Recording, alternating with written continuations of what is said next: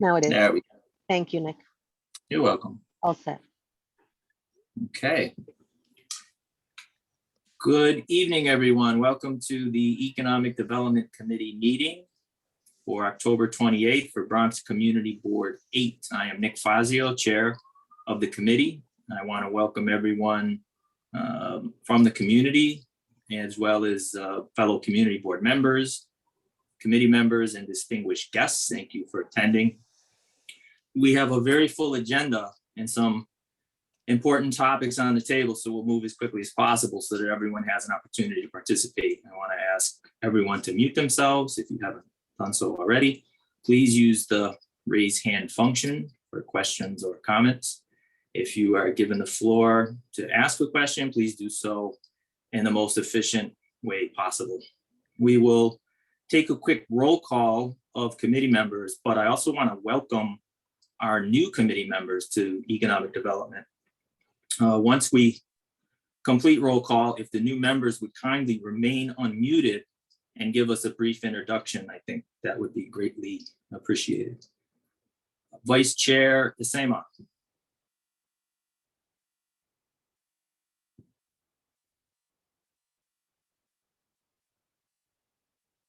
I don't hear you. Am I on mute? Yeah. Okay. Yeah. Hey there. Hey there, folks. Moses here. Yep. Present. Welcome. Julia Gomez. Present. Camila Tepelis. Present. Vice Chair Privateer.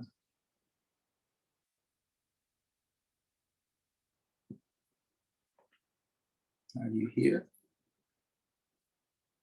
Okay, I don't think so. Constance Barnes. I'm here. Welcome. And Esvali Vasquez.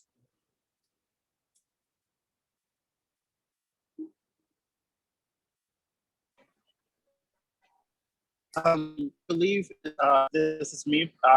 You have my last name wrong. It's Esvali Jimenez. Oh, I'm sorry. It's Wally Jimenez. I apologize. Welcome to the committee, and I promise I won't make that mistake again. No problem. Excellent. Oh, excuse me, Nick, Okay. can you please assign me co-host? Sure. I'm sorry. Thank you. Give me 1 second. You got it.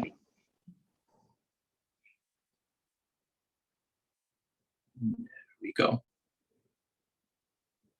Okay, excellent. So could Esvali and Ms. Barnes, could you just give us a brief introduction? And obviously we want to give you a warm welcome and thank you for taking on us as an endeavor and joining the committee.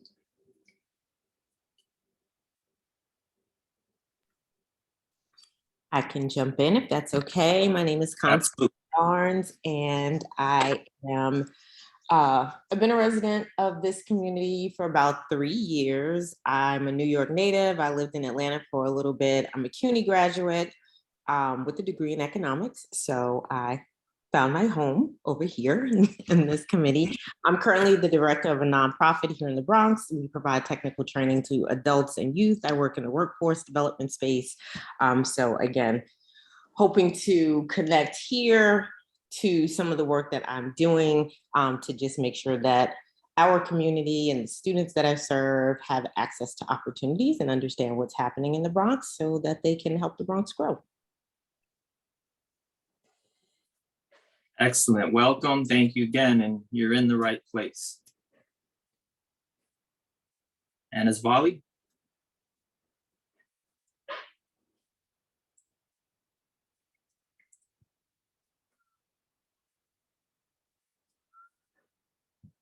My apologies. Currently outside, and I was waiting for the train to pass by. My name is Esvali Jimenez. I currently work here in Bronx. I just moved to about 3 years ago. I graduated from technology. I'm currently working for the Bronx Borough President alongside their economic development organization. So Asvali, I'm sorry, focus we're having on- trouble. We're having trouble with your audio right now. So we can't really hear you. So, Can you hear me now? yeah, go ahead and see if that's any better. Is it more clear now? I think so, yes. I currently work with the Bronxboro Press Services alongside their economic development organization. And we just dispersed SBA 504 loans to small businesses here in the Bronx and throughout the New York State.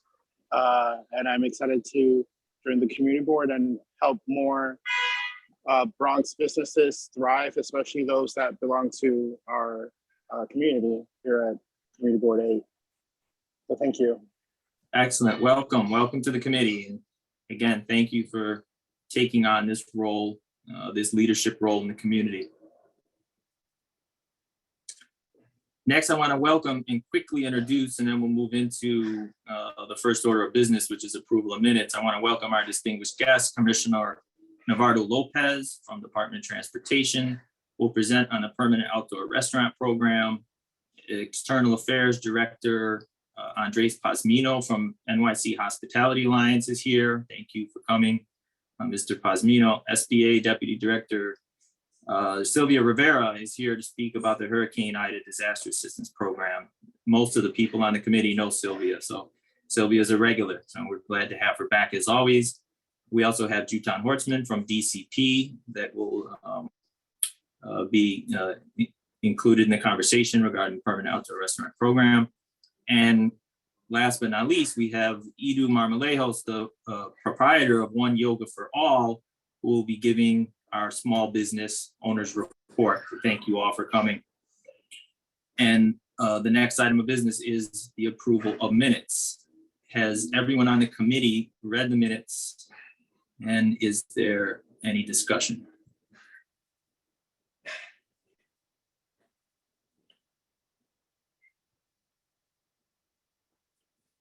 No discussion? Is there a motion to approve the minutes? Motion. Seconded. Second, is anyone opposed to approving the minutes? Any abstentions? Okay, seeing no hands and hearing no objections, the minutes are approved unanimously for the September meeting. Thank you. Next item of business is the chair's report. I'm going to try to be brief so I can turn it over to Edu as quickly as possible. Just some announcements that are the most pertinent because as many of you know, there's a lot going on in terms of economic development right now. The winners of the Betty Campbell Adams Award for Most Valuable Merchant will be recognized on Tuesday, November 9th at 6:30. We will have a very nice presentation like we did last year on November 9th with representatives from Betty Campbell Adams's family and the awardees. So please join us and help us honor this year's recipients and the legacy of Ms. Adams. And I want to thank this committee again for honoring the legacy of one of our community's most distinguished entrepreneurs in Ms. Adams by naming the award after her. And while we are still in mourning of her passing, it's uplifting to know that we have some amazing entrepreneurs following in her footsteps. And we hope to see you on the 9th on the Zoom meeting so that we can recognize them. As per the mayor's recent announcement, and I believe this will come up later in the meeting, propane heaters will not be allowed this year. For those of you who have not heard that. However, the mayor also announced that there will be grants available to small businesses that want to convert from propane heaters to gas or electric. I'm assuming that this is for the sidewalk, not for the inside the in-road seating, but I will defer to Commissioner Lopez later in the meeting when he gives his presentation on that topic.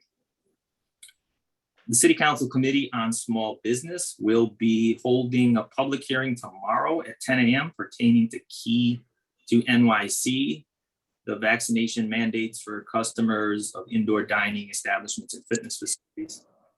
This committee has raised some issues about that, or some members that have attended, community members have raised issues on that topic.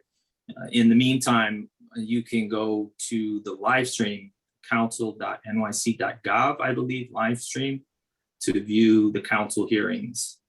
If people are compelled to testify in person, then you'd have to go to city council, the city council chamber at City Hall.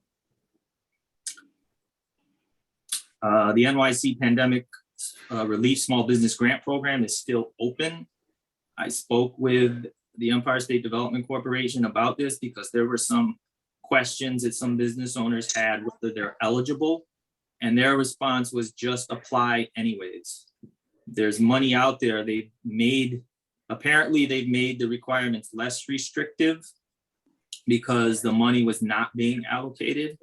So when in doubt, apply, nycsmallbusinessrecovery.com. And there's also a 1-800 number, it's actually a 1-877 number, that you will get a real person right with Empire State Development Corporation to help guide you through the process. So please reach out to us if you don't have the number, if you can't find it. It is on Empire State Development Corporation's website, and apply if you're at all in doubt, because that money is available. Yuli Franklin from New York State Department of Financial Services was one of our guest speakers in September. And since then, I have spoken with Ms. Franklin.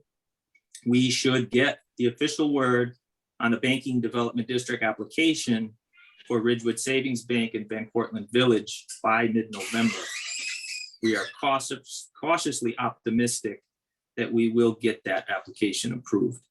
Once that is approved, if it's approved, then our committee it'll be incumbent upon this committee to be involved in and engage with Ridgewood in terms of what services we want them to provide for our small businesses as per the BDD program. And some of those programs were highlighted by Yuli Franklin in the September meeting. Secondly, in the process, I talked to DFS about some other areas in our district that are in jeopardy of becoming underbanked corridors. And we will continue to build our working relationship with DFS so that we can keep them informed about what's going on in our district. The next announcement is from Chair Fanuzzi of Environment and Sanitation. He apologizes for not being able to be here. I don't think he's here. The ENS November meeting will focus on damage from Hurricane Ida. So that is a topic of tonight's meeting as well.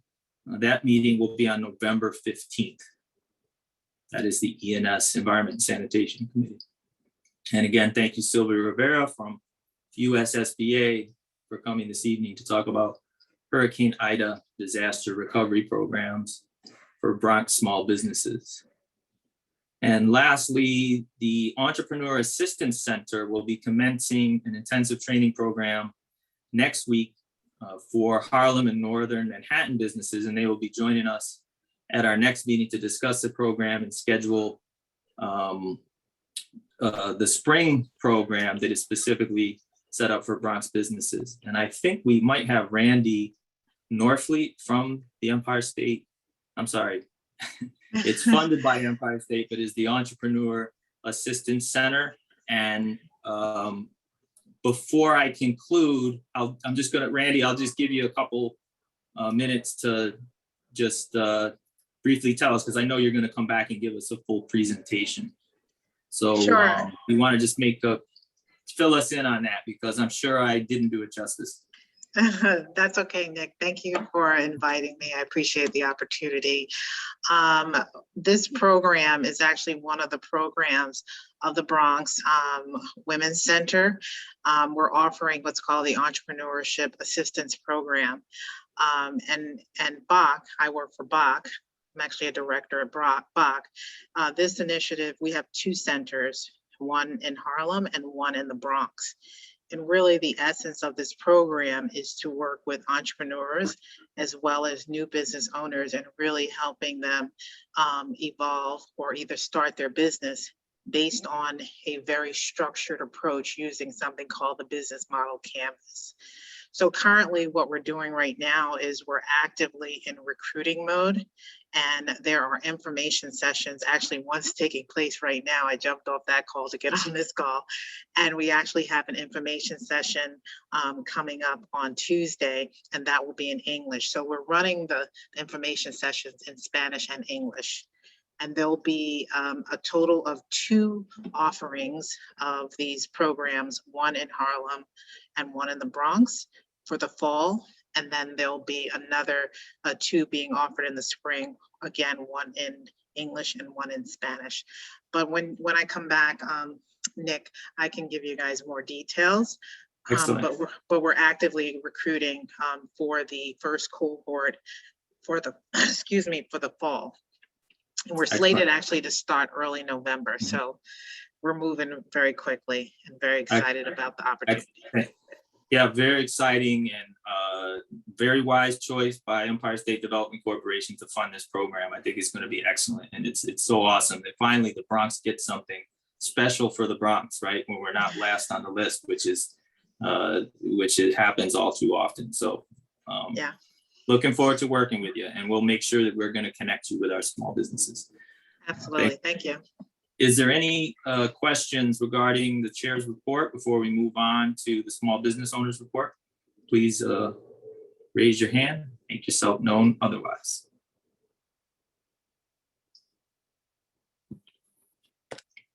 Make sure I don't see any hands.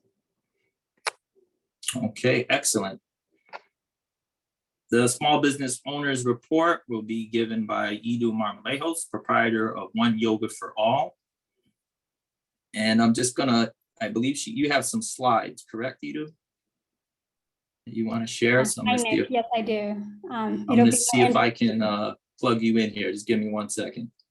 Thank you. It'll just be more engaging than looking at my face.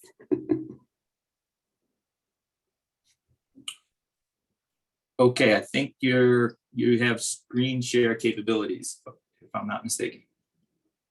Yes, I do. Excellent, take it away. All right, do you guys see the screen? Awesome. All right, well, thank you so much. Thank you, Nick, for the invitation. And it's my pleasure to share space with so many people that are helping small business owners. So I appreciate that and thank you. Let me just move some stuff because I cannot. Give me 1 second. Hold on 1 second. My apologies because I cannot see the screen. All right. So I am the founder of One Yoga for All, which is a yoga and wellness studio currently located on Johnson Avenue in 3264. I opened the studio back in 2016 with the mission to foster both community yoga and wellness, as well as making it accessible to everybody. And I mean both physically as well as marginalized groups, which yoga is something, it's a system that, without offending anybody, tends to be really white. And so it wasn't accessible to people that look like me. That's actually one of the reasons why I opened it, because I lived in Riverdale. I've been here for over 11 years, and there wasn't a yoga studio nearby with teachers that look like me. So I had to open and create my own platform in order to have teachers like me teach. So that is the mission. As I mentioned, we opened in 2016, on April 2016, and it was in 1 Riverdale Avenue, which is kind of connected to with Johnson Irwin. There were challenges there. People didn't know where the location was. There was no parking. And so I had the opportunity to move my location to where I am now, 3264. There were 2 spaces available. I like to start small. And so I started with just half the space. It is a sole proprietorship by me. I am an immigrant, came here in 1989 from the Dominican Republic. I graduated from Stony Brook State University with a major in information systems engineering.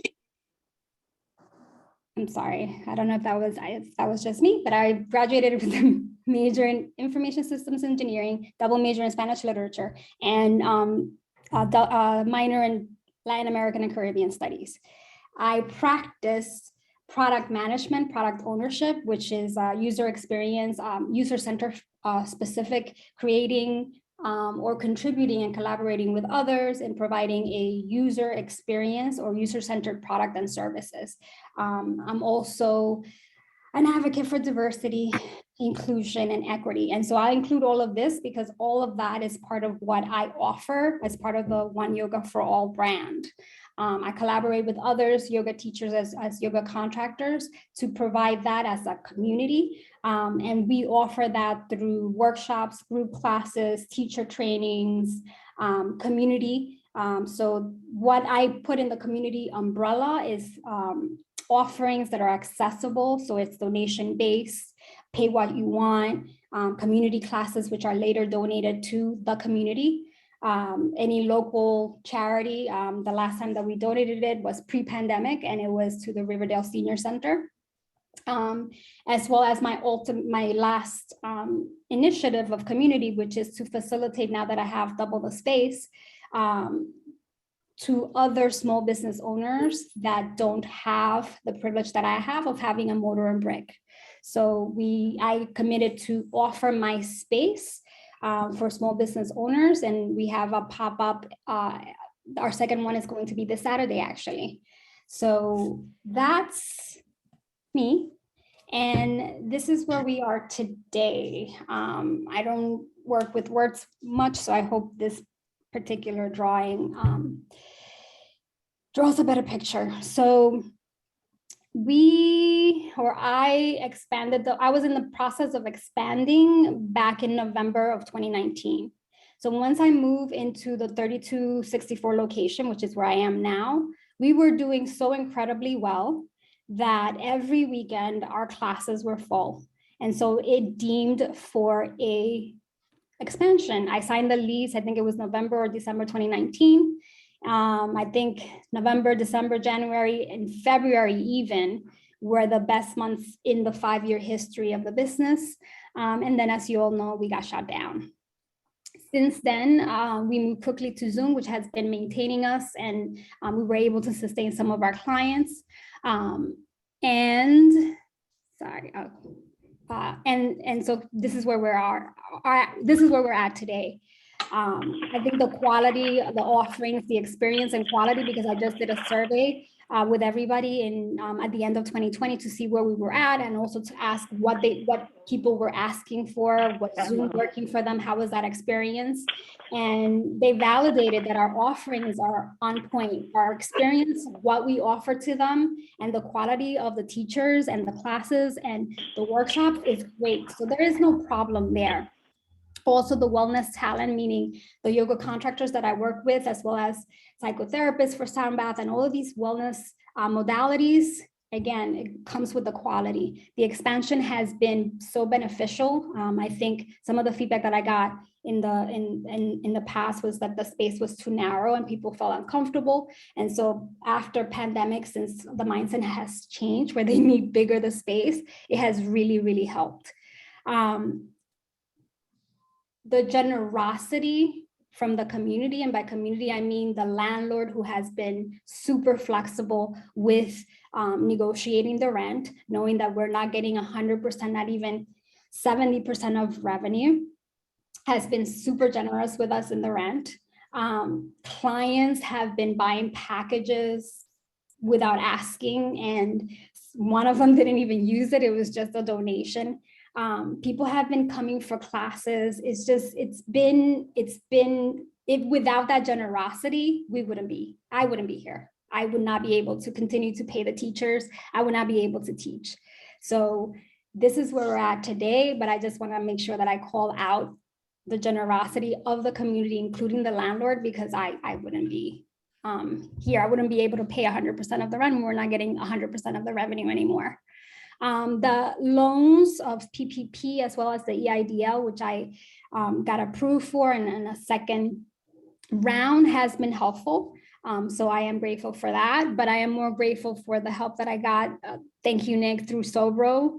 When I first started the business, it was kind of all on my own, and from my knowledge of product management as well as in corporate America, because I spent over 14 years in corporate America. But starting your own business from the financial side, not so much from the product management and from the experience perspective, that's where I was lacking. And I think Sobro and the connections that I've made there have really helped me, even in filling out the PPP, which was confusing at first. So I'm very grateful for that too. And they have helped to help me to be where I am today. And the location where we're at is just location. It has accessible parking, it is accessible transportation, and it is accessible to everyone. So I think we're in a pretty good space, despite the uncertainties that we're facing. I think I've made all the right choices, both financially as well as for the client. I think of clients, both the paying client student as well as yoga teachers, because there's going to be teacher trainings. And so the cycle continues within the yoga and wellness perspective. So that's where we're at today. These are some of the challenges. So you see the big COVID-19, we're still in a pandemic. When I reopened on May 15th, the revenue was definitely not the same, but I could track within 2-3 months a trend of growing 1 to 3 new students on a weekly basis. Growth has never been that slow, but it was still growth. As of September 13th, actually the beginning of September, that growth is not measurable. I have had to give refunds. I had to cancel classes like the prenatal classes or the prenatal series because pregnant women were not vaccinated. I have had to close out and deactivate subscriptions because some clients choose not to get vaccinated.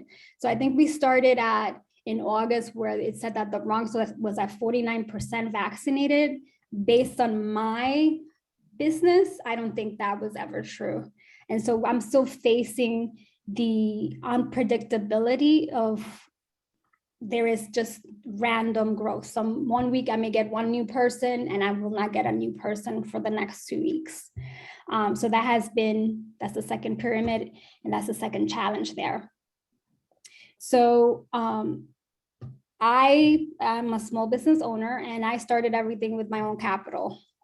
So I didn't have any debt until the pandemic.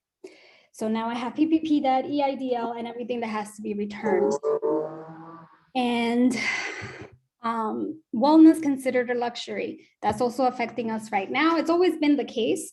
A person sometimes would like to get their nails done versus spend 30 minutes in meditation. And now there are people that are suffering financially and they've not allocated that money for wellness. It's still an opportunity now because the pandemic has raised mental mindfulness. And so, but I'll discuss that later. Increased expenses, nobody talks about all of the stuff that the CDC had made us do, which is all for our safety, but it's also extra expenses that we have to add.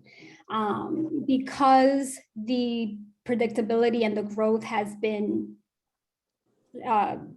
even worse than the first few months of reopening, the offerings are not growing. And so in order for me to add more classes into the schedule or add more offerings, I need to have more than 3 people. They need to be sustainable. They need to be more than 1 person scheduling a group class.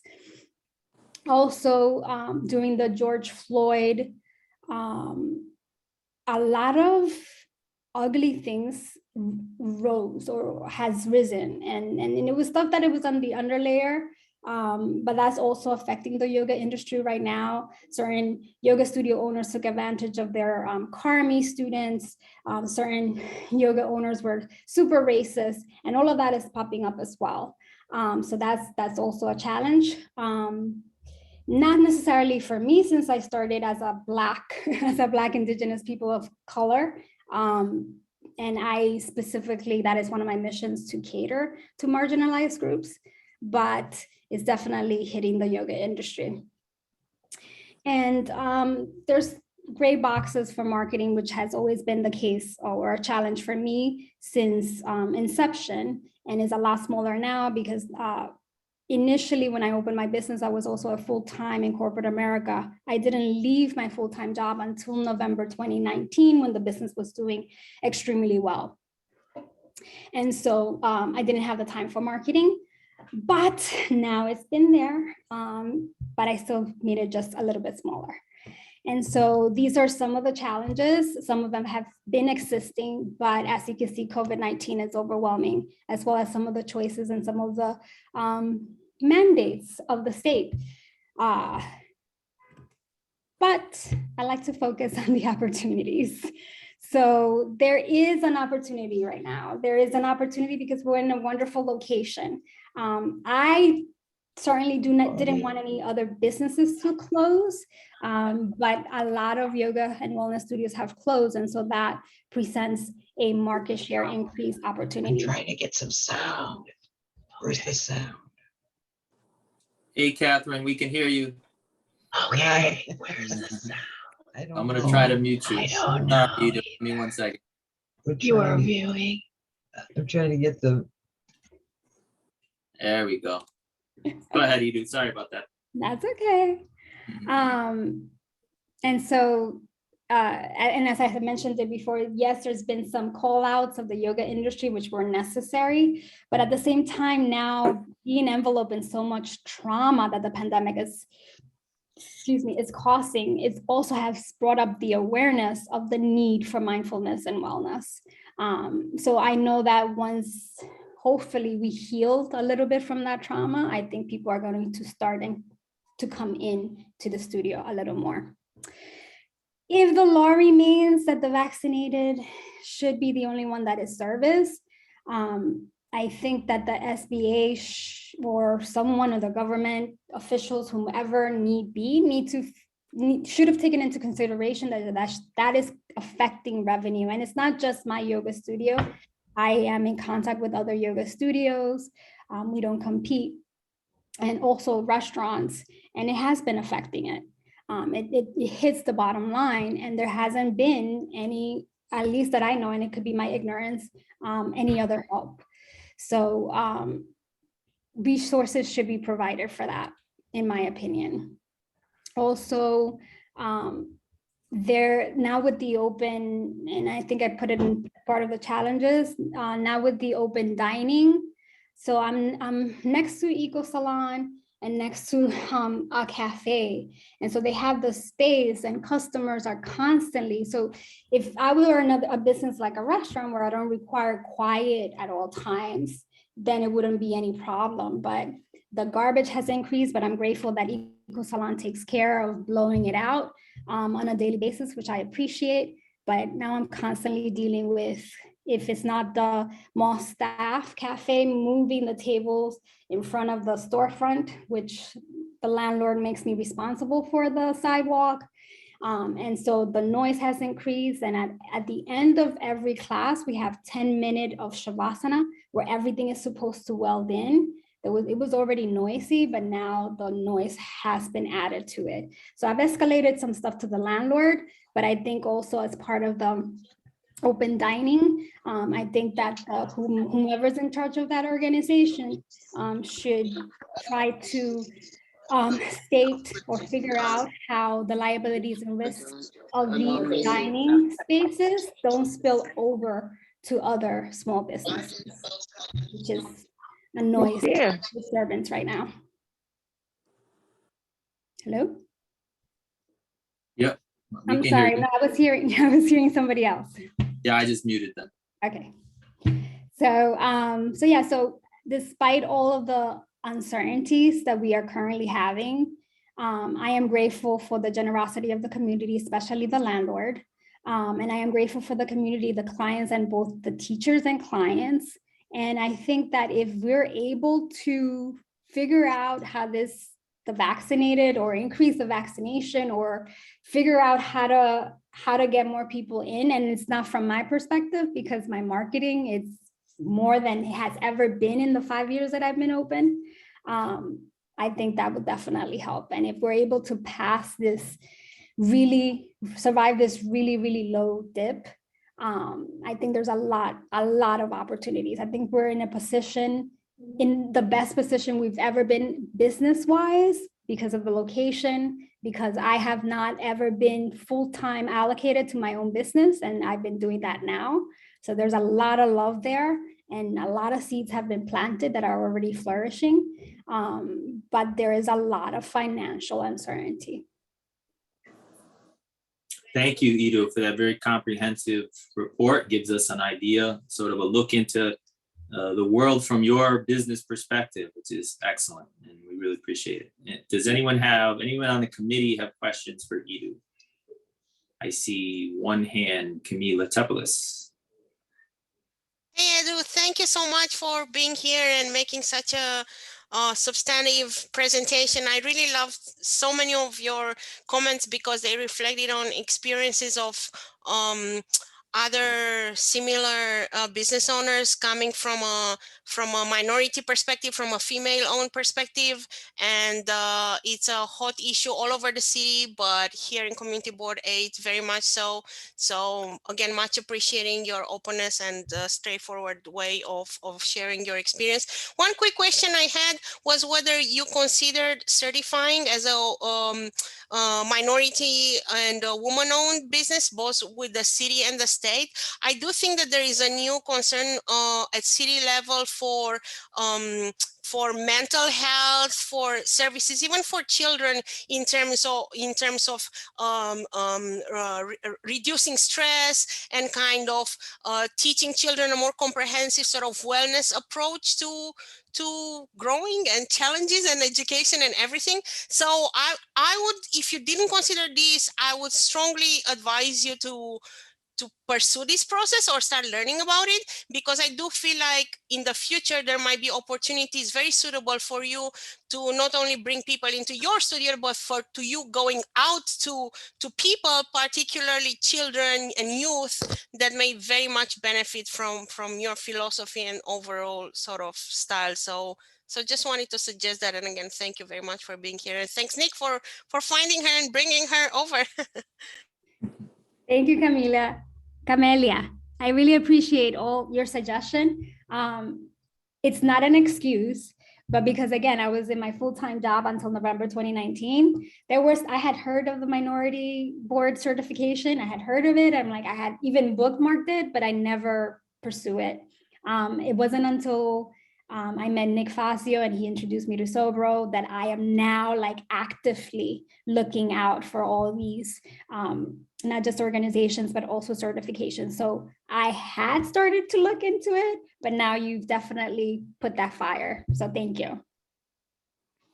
Yeah, that's actually an excellent suggestion. Sobro is, we did a collaboration. It was headed by Joy Campbell Privatere, who is who's our vice chair and is also a certified women minority owned business as well, and has gone through the process. And Sobro is our pipeline for that process. So we could definitely, you're already connected with them, but I'm not sure if you know Robin. Do you know Robin Granston with Sobro? Well, if you have any trouble, let us know and we'll make sure that you're connected to the right person. Camila makes an excellent point. There probably is a contract out there for the services that you provide with either the city or the state. And if you were a certified minority, you can bid on the contract now without the certification probably. And Sobro can also help you with that because they have a contract procurement department that specializes in that. But if you had the certification, it could increase your chances of getting the contract. So yeah, definitely. That's an excellent suggestion. Thank you, Camila. Are there any other questions? Any questions from the community or from our guests for Ido Marmolejos? I do have a comment. This is Sylvia. Hi, Sylvia. Right ahead, please. She can actually get certified with the federal, with the city and the state. And just to self-certify as a woman-owned small business online as a small business, she just looks more attractive to anybody looking for her products or services. So I'm just saying, that's all I wanted to add for the moment. Thank you. Thank you. Thank you, Sylvia. Sylvia. I appreciate it. I'm gonna look into both.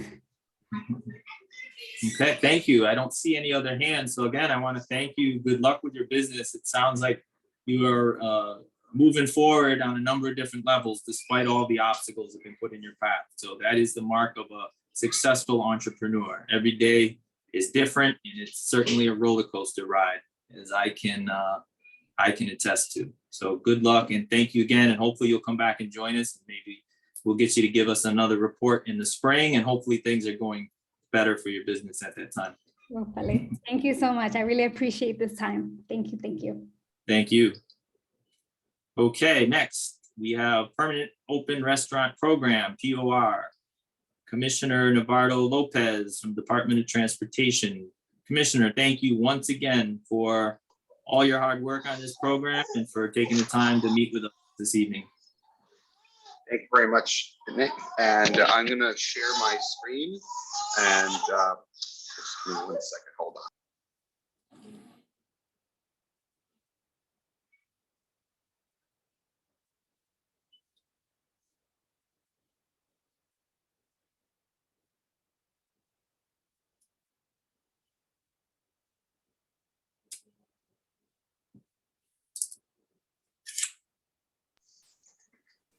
All right, so thank you very much for having me here tonight.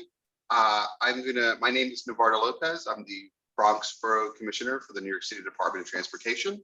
I'm joined here by my colleague, Jutan Horton from the Department of City Planning.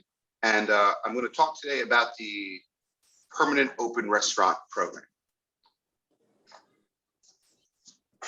Hold on for 1 second. For the next 10 minutes or so, I'll be taking us through where things stand from a more programmatic standpoint with the permanent open restaurants, which will continue to give restaurants the option of sidewalk and roadway seating for outdoor dining. The program will look to better balance the many needs of the street and sidewalk, keeping both restaurants and other users in mind. We're going to take what has and what hasn't worked in the past, both pre-COVID and now during the emergency, when developing the future guidelines. As you know, the city had street and sidewalk cafes before COVID, but far fewer. Most of the programs were administered by the Department of Consumer and Worker Protection. DOT did run one small pilot of public roadway seating, which were called street seats, but there were only 25 set up citywide. Our understanding is that the relatively low participation was in large part due to cost and process.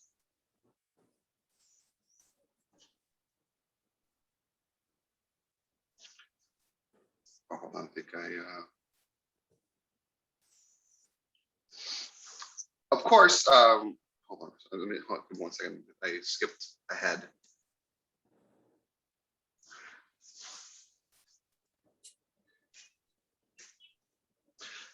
During COVID, New York City suspended existing rules through an emergency executive order, and DOT was directed to create the Open Restaurants Program, allowing restaurants to conduct their businesses in public right of way.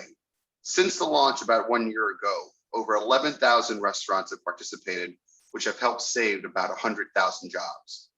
By many accounts, this program has been a lifesaver, not just to the restaurant industry, but also to the city that has seen outdoor dining and the incredible vitality it could bring to our sidewalks and streets. And it's a sign that our city can imagine a better future.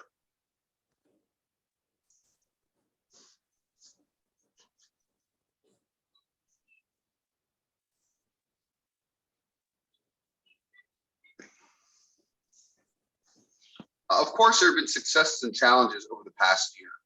We've learned both positive and negative lessons in that time, and those lessons were critical to informing how we proceed with a permanent program. On the positive side, we think the robust use of the emergency program was helped by three things. First, unlike the pre-emergency sidewalk cafe program, no geographies were off limit. Any restaurant with ground floor frontage and sidewalk space or roadway space that met the criteria could participate. Second, the program was free and easy to access. This is unlike the pre-COVID Sidewalk Cafe program, which required months of multiple review by several different city agencies. And third, the element of roadway dining gave restaurants brand new options, particularly those that might not have had enough room on the sidewalk to accommodate a cafe. It is worth noting, however, that we have learned a few lessons from the emergency program.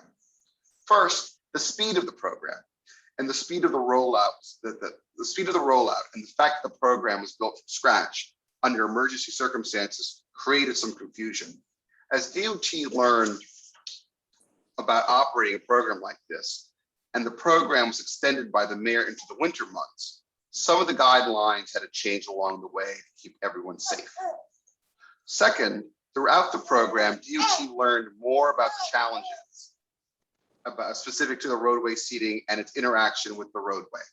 For instance, we've heard from other agencies such as FDNY and the MTA that there were issues with turning radiuses from large vehicles and that oftentimes street signs were blocked from view. Safety is of the utmost importance here and will remain so, so we continue to work with our agency partners on that front. Third, enforcement has been complicated on multiple areas. On the one hand, you have restaurants that were dealing a lot during this pandemic and felt that they were over-inspected by way too many different people. On the other hand, you have some communities, particularly the mobility impaired, who are concerned about under-enforcement. That being said, the program has seen tremendous participation, and in April, the City Council overwhelmingly voted in favor of the bill to make it permanent. This required changing a number of different laws that control outdoor dining in non-emergency situations. I'm going to talk a bit about what we're proposing for the permanent program and then return to the topic of the legal changes needed to effectuate it. To start, we anticipate that as in the emergency, DOT will administer a permanent option for both sidewalk seating and roadway seating with similar rules to current sidewalk cafes, but available citywide. We want to be sensitive to the traveling public, minding sidewalk clear paths and other rules around sound and hours of operation.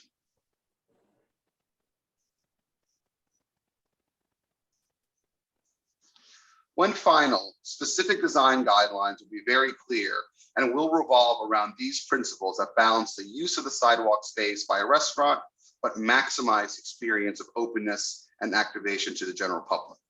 For most of the city, we're proposing requiring 8-foot clear paths or half the sidewalk width, whichever is greater. In some areas, higher foot traffic, the city is proposing a 12-foot clear path or half the sidewalk width. And for other special cases where it may still make sense despite a narrow sidewalk, we're looking at a waiver to go down to 6 feet, but that would be co-reviewed between DOT and the Mayor's Office of People with Disabilities.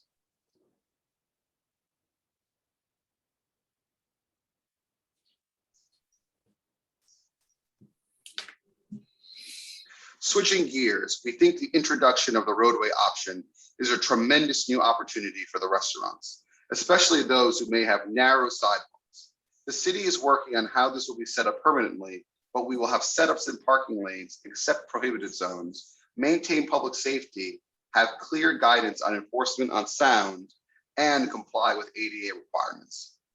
In the future, any roadway setup will have to look a lot more like what's in this slide, not the fully enclosed structures that we've seen a lot of.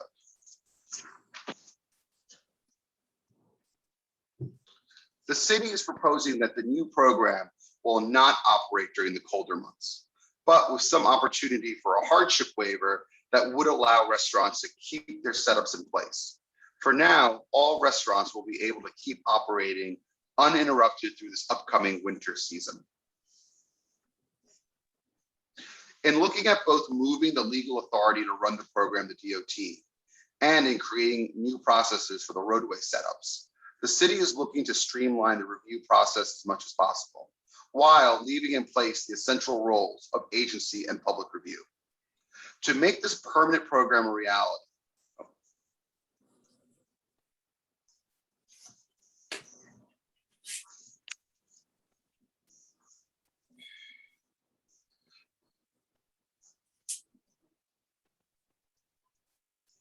Sorry, I'm just having some technical difficulties.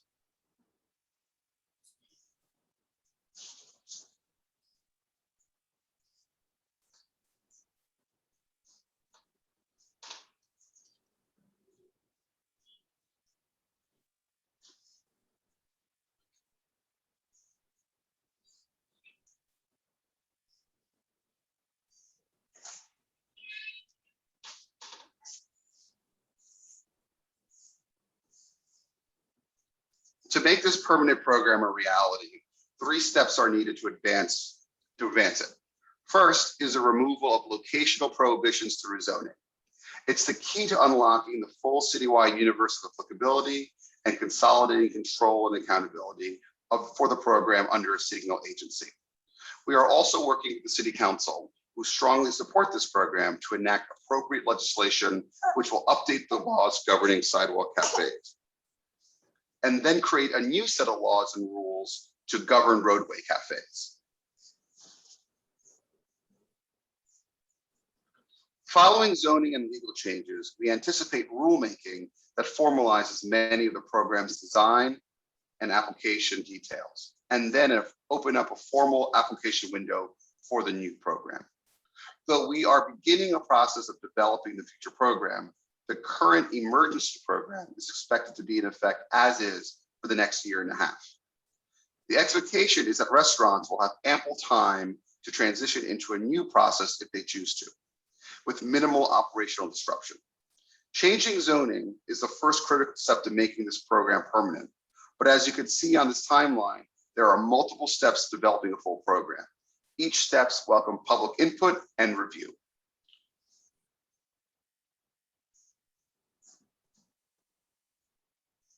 COVID-19 has really shaped the way New Yorkers think about how our streets can be used, which has been the silver lining to the pandemic. We welcome feedback and encourage all to visit our website to submit to us as we develop all the elements. So thank you, and then I can take some questions.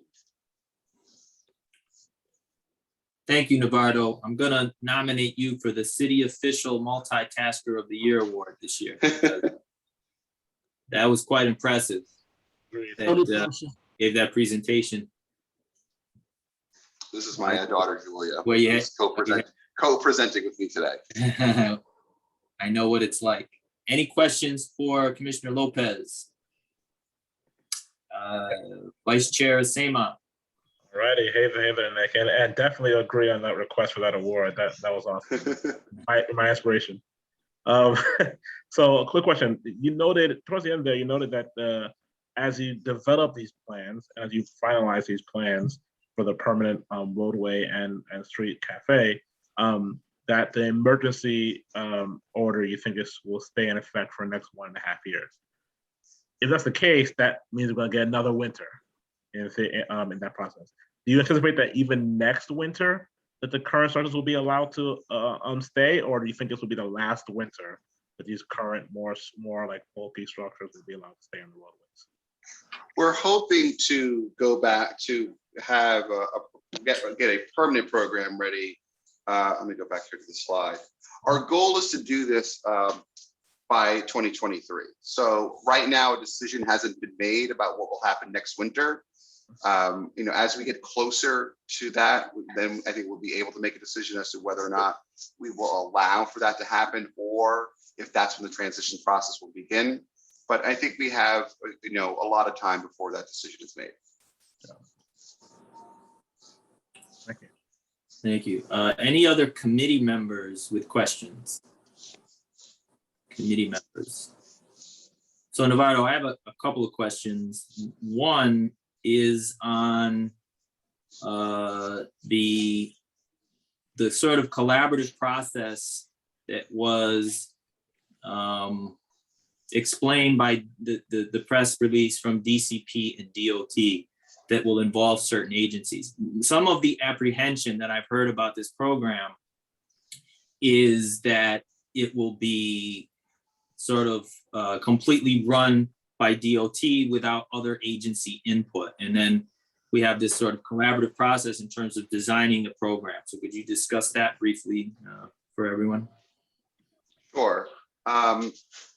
So right now, the process does involve, as we are developing these rules, we are speaking to other agencies. As I mentioned during the presentation, two agencies in particular, both the MTA and the Department of City Plan and the MTA and the fire department raised certain objections about, how we cited open dining with respect to turning vehicles, also with signage. So we are consulting with those agencies, city planning, and multiple city agencies in order to craft the rules, which we then show to the public and then have public comment. But the idea is, in order to have a program that's easy to understand for both the restaurants applying and the public when they have concerns, we want there to be one agency that administers a program and administers enforcement. One of the complaints we've heard about the existing program is that it just involves too many agencies. And we want to streamline the process, both to make it easier on the restaurants, but also to make it easier on the public, because now you'll know who to call. If there's an issue with the restaurant that is not abiding by the rules and guidelines, either in the roadway or the cafe, you'll go to one agency. There won't be this sort of passing the buck where it's like, oh, well, it's this other agency or that other agency. Everything, the program will be designed by DOT, administered by DOT, and enforced by DOT. But the process to create the rules, the process to create a permanent program, that's going to be more of a collaborative effort with other city agencies, the city council, and the general public. Understood. So why DOT? Why does the city feel like DOT is the best agency to handle this? Well, in order to have both a program that allows for roadway seating and for sidewalk seating, it makes sense that DOT is the agency that should govern it, since we already have a lot of authority over the streets and sidewalks. So this, even though this is brand new and a little bit out of our bailiwick, it makes a lot of sense since there's already so much we do in terms of permitting, either through, play streets, summer streets, roadway permits, sidewalk permits, revocable consents. So there's already a bit of a framework that allows us to start creating a brand new program from scratch. But since there's already so much that DOT regulates on the road and sidewalk, it seems to make more sense to add this to our portfolio than other agencies that may not have this expertise. Gotcha. Now, you mentioned legislation and legal actions. As I read local law 114, it's already given DOT the authority to implement the program. So other than the zoning resolution that CPC will vote on, I think maybe in November, what legal action is necessary and why? The council does have the ability to pass legislation that sort of sets a framework. So my understanding, and Jutan, feel free to jump in, is that the council will still be involved and most likely pass additional legislation before the rulemaking process begins. And I think this is sort of the mechanism that will allow for further public engagement. So 114 is just a conceptual legislation? Sorry, Jutan. But 114 is just, when I read 114, it seems like that is the framework. It sets up DOT to administer the program. So you're saying that the actual rulemaking in terms of the permitting and all the specifics have to be codified legally into the city charter? Or the city administrative code. City administrative code, correct. Right. Okay. Gotcha. Jutan, I'm sorry. I think you were going to say something. I could. Yeah, that's okay. I was going to say one additional added benefit of this text moving out of the zoning resolution and kind of into DOT's purview is that, as the program evolves over time, if the program was actually in the zoning resolution, it actually makes it a very rigid and very difficult to change rules. We don't, we're going through this process, but we do anticipate that there will be some changes over time in the program as DOT and as the city learns more and more about how to better have the city streets program operate. So by keeping it out of something like the zoning resolution, it allows those changes to just occur either through some of the same legislative processes or executive order, or through city council passing a resolution saying that we need these things changed, rather than city council passing legislation and then it going through a full, essentially ULURP process, getting referred out to all the community. So, you're looking at a year to year and a half if there's an issue that needs to be solved before those changes can actually be implemented if it was in the zoning resolution. So taking it out of the zoning resolution, putting it in DOT, a single agency, is a very effective process for future enhancements. Understood. Thank you. I know Camila has a committee member, Tepelis has her hand up, but last, comment, you can tell me if I'm wrong. The way I look at the executive orders, which by my count, there's 4, 2 by the governor, 2 by the mayor, and then local law 114. The only thing, if CPC doesn't amend the zoning text as proposed, then the only thing that'll do is discriminate against certain restaurants geographically and prevent them from applying to the program. Is that correct? Either Novardo or Juton. I mean, I'm assuming they're going to pass it, right? Because the majority of the boards throughout the city have been in favor of the zoning text change. But if they didn't, then the program is going to move forward regardless because of 114. It'll just be geographic in terms of discrimination based on the outdated zoning code. Yeah, I mean, it's a little bit speculative. I'm not involved in all of the conversations that are happening because we are going through the public review process right now, so we're very kind of in the moment. And there are discussions that are happening to take in all the public feedback, make changes, and figure out where the program is going to land moving forward. So I don't have a great answer to that, Nick, but okay. And Nick, I'll say this, that we're trying to create sort of a easy and comprehensive program that'll be simple and transparent for folks to use. One of the drawbacks with being zoning is that for many individual restaurants, it may not be clear whether or not they can participate, and it forces them to seek additional help that may not be affordable for many businesses. So, if we don't pass this text amendment, it'll just create confusion. And that's the whole purpose of this process, is to make it simpler and eliminate any of the confusion that currently exists. One of the things that we've heard pretty loud and clear is people are very supportive of the sidewalks program. There is more discussion on both sides about the street program, but the sidewalk program seems to be universally kind of agreed upon that people like it. Okay, but I've got another question on the heating, but I want to give it to Camila first. Go ahead, Camila. Sorry to keep you waiting.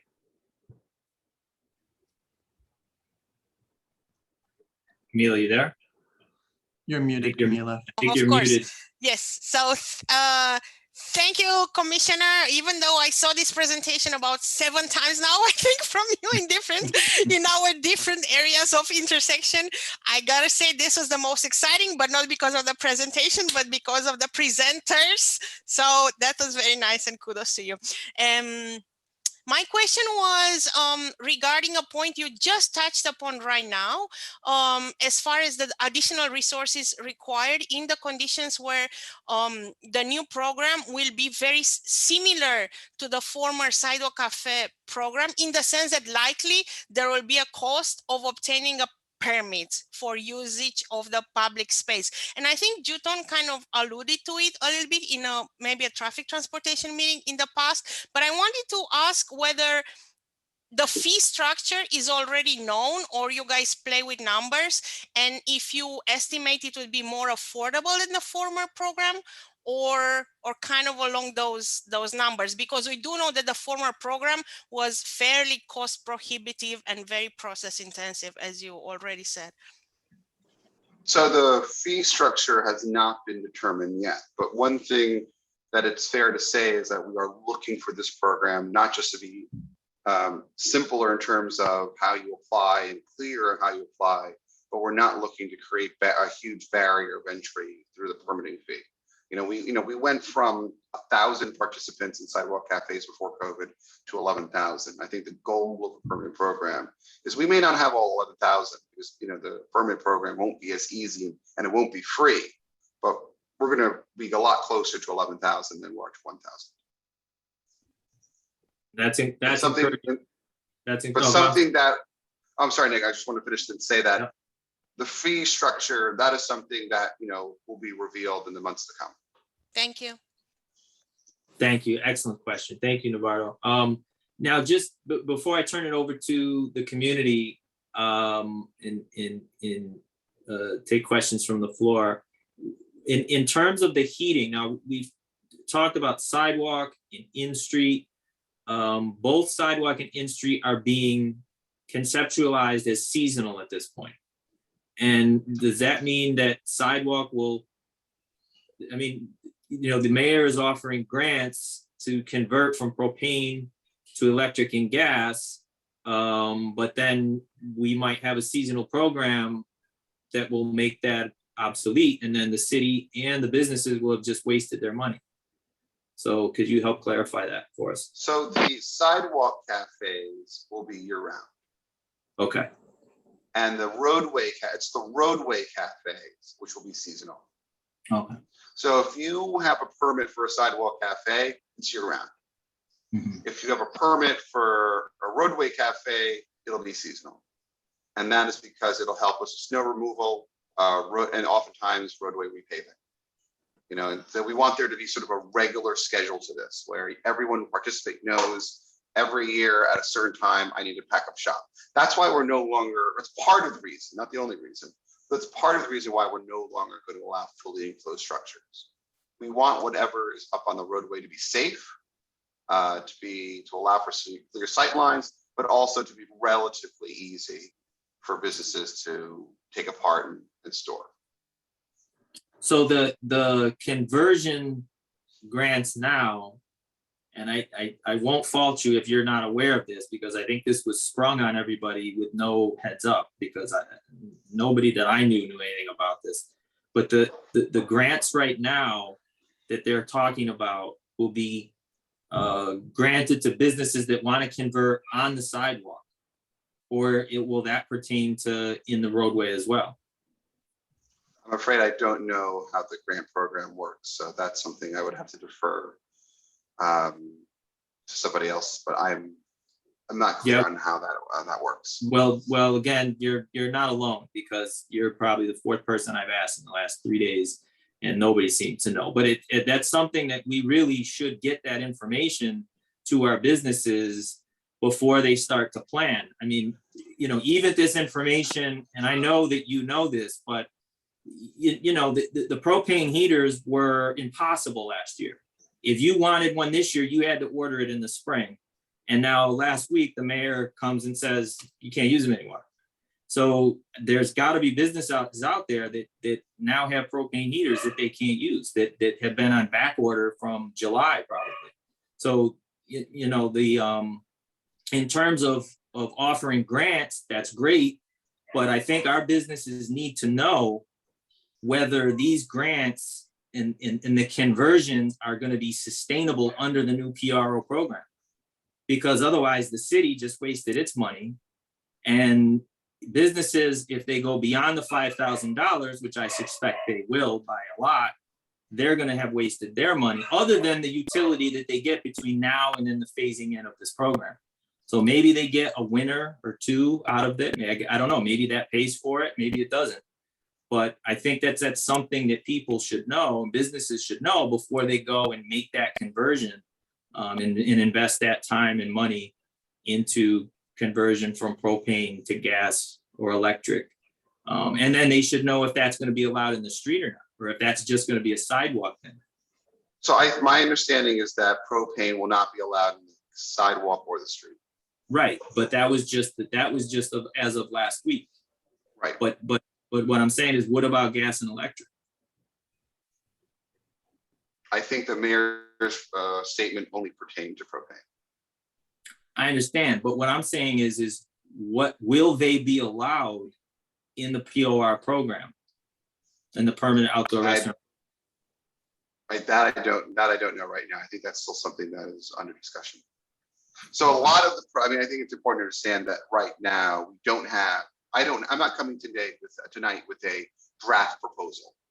There isn't a draft proposal out there. It's in the process of being developed. And I think that hopefully early next year, maybe no later in the spring, we're going to be able to come back at the bare minimum to the borough boards and show them this is what the draft rules are. This is what will be allowed and not allowed. And at that point, I may have an answer to the question. Okay, but you understand what I'm driving at and why this is problematic, right? I mean, because if businesses don't know, they need to know in order for them to even get these units, they need to know well in advance. And if they've invested in them and then they're told later on that they're not going to be allowed, we need to know that sooner rather than later. I think that's one of the sort of challenges that we've been struggling with is that, we're really creating something brand new. The city, as much as the businesses, is learning as we go along. So, I wish I had a better answer about, the point you're trying to make, which is, businesses really need to know everything as soon as possible to plan ahead. We're trying to do the best we can to get the information to you, but there are certain things that I think are still under discussion. But I think this is why we want to have a long transition period.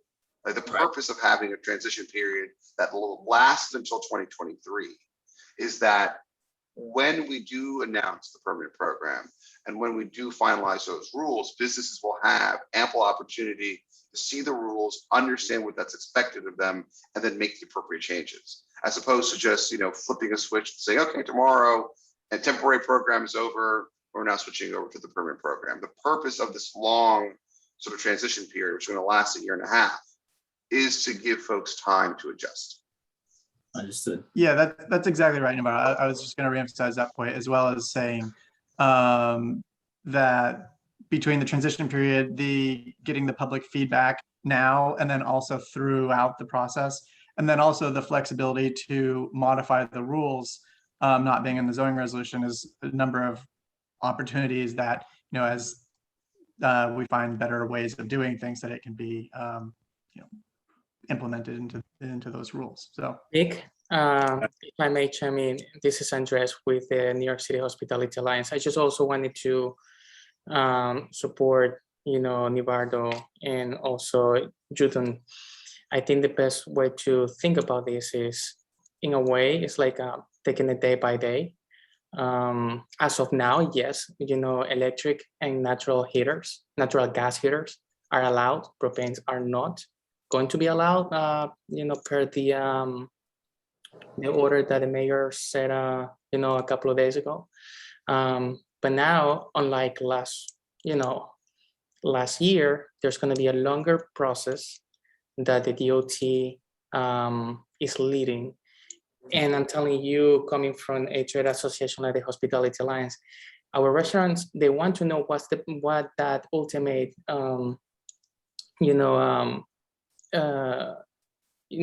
rules will look like today.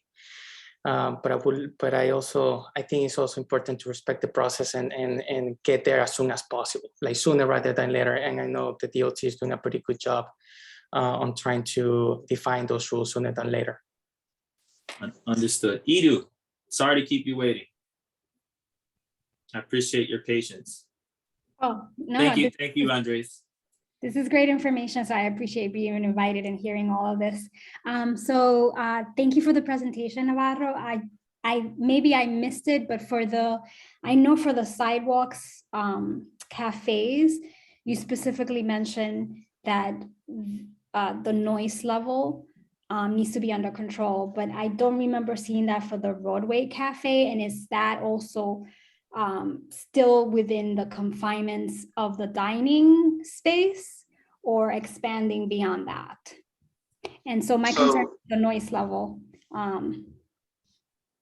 Right, so the noise level will be the same for both roadway and the sidewalk cafe. So this is why we want to bring the program under DOT, is that right now we already control and regulate roadway seating, and it's instead of having effectively the same program run by two different agencies, same program run by one agency. So what will be allowed in terms of noise for sidewalk cafes, same guidelines that are going to be allowed for roadway seating. So noise is going to be enforced by, and right now, we imagine that noise will be enforced by NYPD and DEP. So the current guidelines that are in effect for cafes before COVID are in effect now and will be in effect in the future.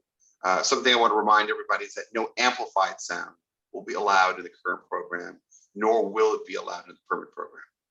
So the noise complaints, are to be, call 311 to report to NYPD. But something that I didn't really speak about much in my presentation is that DOT is also going to have an enforcement arm that's going to really police and regulate restaurants that participate in this program. So, obviously, when we get complaints, one of the complaints we're going to get is noise, and that might be grounds to either not renewing someone's permit, because these permits are not going to be in perpetuity, right? The permit will have a term, a shelf life, so to speak, where restaurants have to renew, after a period of time. So we will have, stricter guidelines and better guidelines that we can enforce that could potentially either lead to an entity losing their permit because of repeated, violations to noise, or we could potentially remove someone's license before its term is up because they're a bad actor and was constantly breaking the rules. And if I may also piggyback to what Nivardo just said, unlike last year, when the program was implemented, it was literally an emergency. So there were a lot of steps that were skipped. This upcoming program will encourage that community input. So the input that was, pre-pandemic, hours of operations, included, sound, as what we're discussing. So the community works will still be involved in that process. Unlike last year, like I said, when it was like completely, done in literally just a matter of days. And that also meant, I'm sorry, your time. Go ahead. Oh, I was gonna just say, to be a realist for a second, we know that there are going to be people or restaurants that are just going to break the rules, right? Like, that to say that they're all going to be perfect is not reality. But, having DOT having this power and this enforcement mechanism, being able to not renew them, being able to take away their licenses for these things, but really it's also going to come down to neighbors and other people complaining, calling 311. We're not out there always on the street checking these things every night. So, it is about awareness, letting the community know, like, these are the hours. If people are violating, call these numbers, let us know. And then, like, getting the ball rolling on violations and, taking care of the bad actors for a program that should be a really good program. But we have heard from a number of boards and people that have come out, noise is a concern, and, putting more people on the street in a place where they're eating, drinking, enjoying themselves, like in people in New York, their windows, they sleep right next to it. There's a reality there. We totally understand that. And there's trade-offs with everything. We think that the program is a good program overall, and that, again, things can be updated, changed, and then, working on the bad actors as they come forward or show themselves. So. Thank you. User 2, if you could identify yourself, and you have the floor. Yes, Nick, you can put me back as Marie, a longtime resident of Kingsbridge on Bailey Avenue. Oh, hi, Marie. Welcome back. Hi. Well, thank you for organizing this, Nick, so we can ask DOT Bronx questions. Thank you very much. Our pleasure. My case study is a local case study. I noticed, Commissioner, you mentioned that the sidewalk and the street structures would be for the restaurant frontage only. What is the case, though, if the street structure encompasses a neighboring business in its entirety? Yes. Oh, go ahead. Sorry. Go ahead. So that won't be allowed in the permit program. So but it is allowed. Yeah, Well, it's not so much allowed as that, our enforcement, we didn't create clear guidelines on that. And our enforcement capacity is limited right now. But in the future, when you apply for a permit, and this is another difference between the permanent program and the current program. The current program is self-certification. So you go on our website, you apply, you get approval, and then you set up. Those steps are going to be a little bit different. Where in the permanent program, you're going to apply, there will be agency and public review, and then you get granted. now in this case, the street rumor is that the landlord of both businesses, one a restaurant and one not a restaurant, that the landlord said it was okay. Why? Right, but would we the are, landlord- but what I'm saying is that when we create the permanent program, the rules are going to be, and the guidelines will be clear that a restaurant will only be allowed to use its frontage. And it doesn't matter if the landlord says, oh, you can use the rest of my frontage. We will only grant a permit for the frontage of the restaurant. We will not be allowing restaurants in the future, in the permanent program, to encompass more than their frontage. It's their frontage and that's it. Okay, thank you. The second question is sanitation. Who really is responsible for the trash that accumulates around the street structures? Because it's the restaurant. Let's say if the restaurant is, encompasses more than its own place and doesn't clean up. This is a sanitation complaint.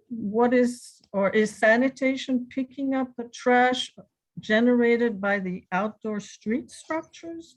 I'm not clear. And that's something else that needs to be addressed in a permanent program, and why we want to, sort of really make clear guidelines to really put the onus on the restaurants. That is their, sidewalk seating is not a right, it's a privilege. So if you're going to be given this privilege by the city of New York, then there's certain rights and responsibilities that come with it. Keeping a clean structure, keeping a clean sidewalk is going to be part of that. My third question is, when you consider, maybe in the future, perhaps not in the past, the application of the dining location, do you consider then the bus traffic, the truck traffic, the bus stops, the width of the sidewalk of that location when you will grant your permit? Because it's true, some are small sidewalks. In our case, it's a very large sidewalk. The street, however, has 3 major bus lines, has a lot of truck delivery, etc. Would this be considered? Does DOT has the ability for every restaurant to say, oh yeah, this restaurant is on this kind of heavily trafficked street, or this one is not? It has big sidewalks, so small sidewalk, or this would be on the application, for example. Do you see what I mean? So in terms of sidewalk, we are going to have clear guidelines over how much sidewalk width must be allowed, meaning a clear path. So if you're going to have a sidewalk cafe, you must have at a minimum an 8-foot clearance between you and the street. And that should be 8 feet, an uninterrupted 8-foot path. If you're not able to allow for an uninterrupted 8-foot path, then chances are that site is not suitable. Now, there is still conversations where we're thinking about potentially some waiver where we allow it a sidewalk path to be as low as 6 feet, but that is something that would be co-reviewed with the Mayor's Office of People's Disabilities. On larger streets where there's a lot more foot traffic, commercial corridors, under the elevated structures, we will have the requirement be 12 feet, meaning that if you have a sidewalk cafe, there must be 12 feet of uninterrupted clearance. So those are 2 of the limiting factors that will exist, is can you provide either 8 feet or 12 feet or half the sidewalk distance, whichever is larger. What about the street? That was more my concern. The street structures take more, I would say, I looked. It's more than a parked car. It's a 2-lane street. You have the BX1, the BX2, the BX10, you have Amazon, UPS. You have all the delivery trucks for the nearby supers. We're going to have a UPS center. Does this appear, let's say if I'm business A and I'm applying for my outdoor structure to be permanent, does it appear in your calculation that I'm placing my structure on a very busy road, my street structure, not the sidewalk? Well, the structure, any roadway structure should be within the parking lane. So a roadway structure should not have any impact to the existing travel widths of an existing street. So if a street is 2 lanes, it remains 2 lanes. If a street is 1 lane, it remains 1 lane. And this goes back to my earlier point about enforcement. We're not going to allow fully enclosed structures. We're going to enforce a lot stricter if there are permit holders who are going over the allowed limits of the roadway. But any roadway seating should be entirely within the parking lane.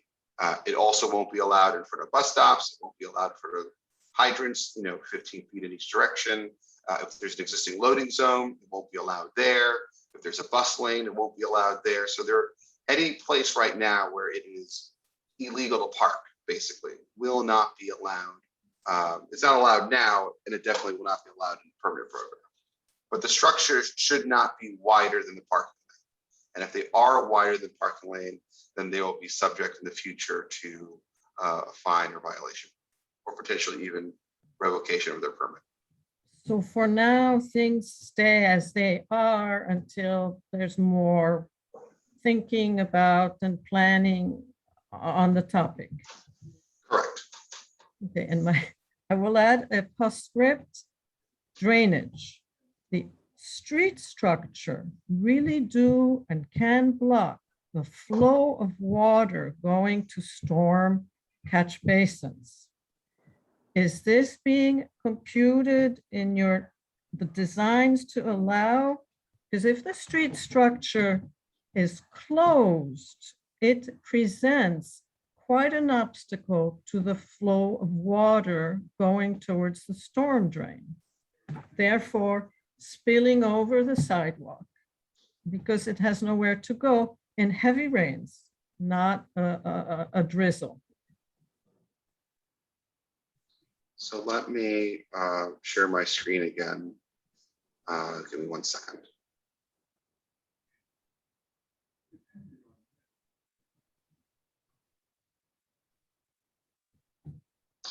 So I'm not sure if you're able to see my screen. I just realized I'm not sure if you're on the phone or not, but I'm just showing this for everyone else. We're not going to allow fully enclosed structures. That won't be allowed in the permanent program, precisely, I think, for some of the reasons that you mentioned about water flow and drainage. So, here we see a structure that has sturdy barriers, but does allow for, water to run underneath. And that's something that, that's part of the design guidelines that we're going to be looking at closely in coming up with a future program. But at the bare minimum, I can tell you that fully enclosed structures that you see now won't be permitted in the future. And I think that's a really good comment and something we will be taking into account about how the future structure will affect water flow and drainage. Okay, Commissioner, thank you for listening to my question. The second postscriptum: will DOT make a space to ask restaurant owners to be responsible for the care of their street tree, which takes more beating because they're between a sidewalk cafe and the street structure? Any street tree in between there is really seen maybe as an advantage or an obstacle. So I'm not sure what it is. Well, for example, some people asphalt the street tree pit, so it's more convenient to circulate from the sidewalk section to the outdoor street section. If you have a drainage problem, the street pits get flooded with street water. Branches get cut or snapped because they're in the way. And this is very normal. I mean, this is what happens when people get busy dining outdoors. Could this I'm sorry. be, Oh, go ahead, Maria, to finish your question. excuse me? I'm sorry, go ahead. I didn't mean to It's interrupt. okay. Could this be, I know it's a small thing, but we are talking about climate change.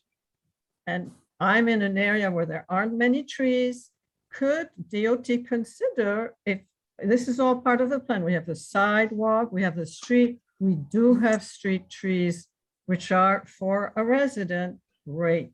They're great things. So to put it in that, no, don't asphalt the tree, the pit, don't drown it in anything, you know, it's part of the picture. It's part of. Maria, if I may address that, I think I might have some information to help you. And Navardo, please correct me if I'm wrong. The tree pits are actually a Parks Department issue, but in our district, we've had many businesses adopt a tree pit. We have sent them the guidelines that the Parks Department sends us that they have adhered to. And actually the Riverdale Main Street Alliance, the businesses in that organization have adopted probably over 50 tree pits, whereby the business owner is at their dime is taking responsibility to upkeep the tree pit in accordance with Parks Department guidelines. So if you have a tree pit specifically in mind, please send it to our board office and then we'll follow up with the business. And I actually just happened to run into our council member Dinowitz walking on Johnson Avenue right in front of one of the tree pits. And he mentioned that he has discretionary funding for businesses if they are willing to adopt a tree pit. So there's lots of ways we can address that issue. But if you have a specific tree pit in mind, please email the board office, CC me, and we'll go and take a look and we'll see if we can get it up to standard for, you know, the contextually speaking for the neighborhood and for the outdoor establishment. That's great, Nick. I was just thinking of how Commissioner described DOT as like the central organizing agency in the future.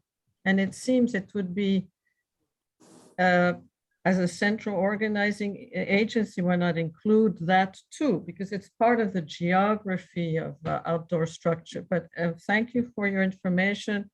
As I say, it was another, let's say, addendum, but thank you, Nick. And you're really, welcome. Thank you, Commissioner, very much. Thank you.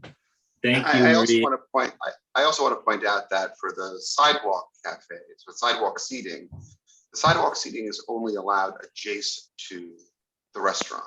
So there is not supposed to be any sidewalk cafe.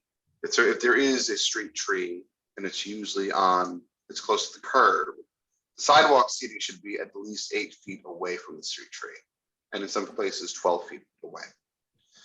If a street tree is potentially in front of where there might be roadway dining, then one of the factors that might prohibit us permitting roadway dining is if the tree interferes with egress into and out of that roadway space, because we want the roadway space to be fully ADA accessible. So if there's a tree that sort of creates an inability for patrons to get in and out easily, that might be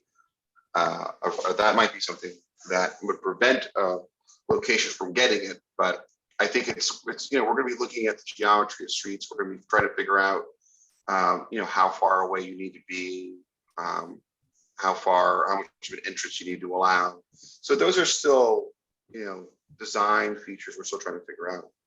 But I think those are really good points to be made. Thanks a lot. Thank you.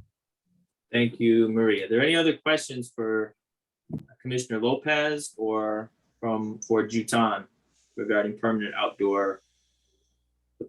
outdoor open restaurant program? Edu, I see your hand is up. Is that from before or is that a new hand? That's from before. Okay. Yeah, thank you all for the answers, and also thank you, Marie, because you asked a lot of questions that I also had and forgot to ask. So thank you. Thank you.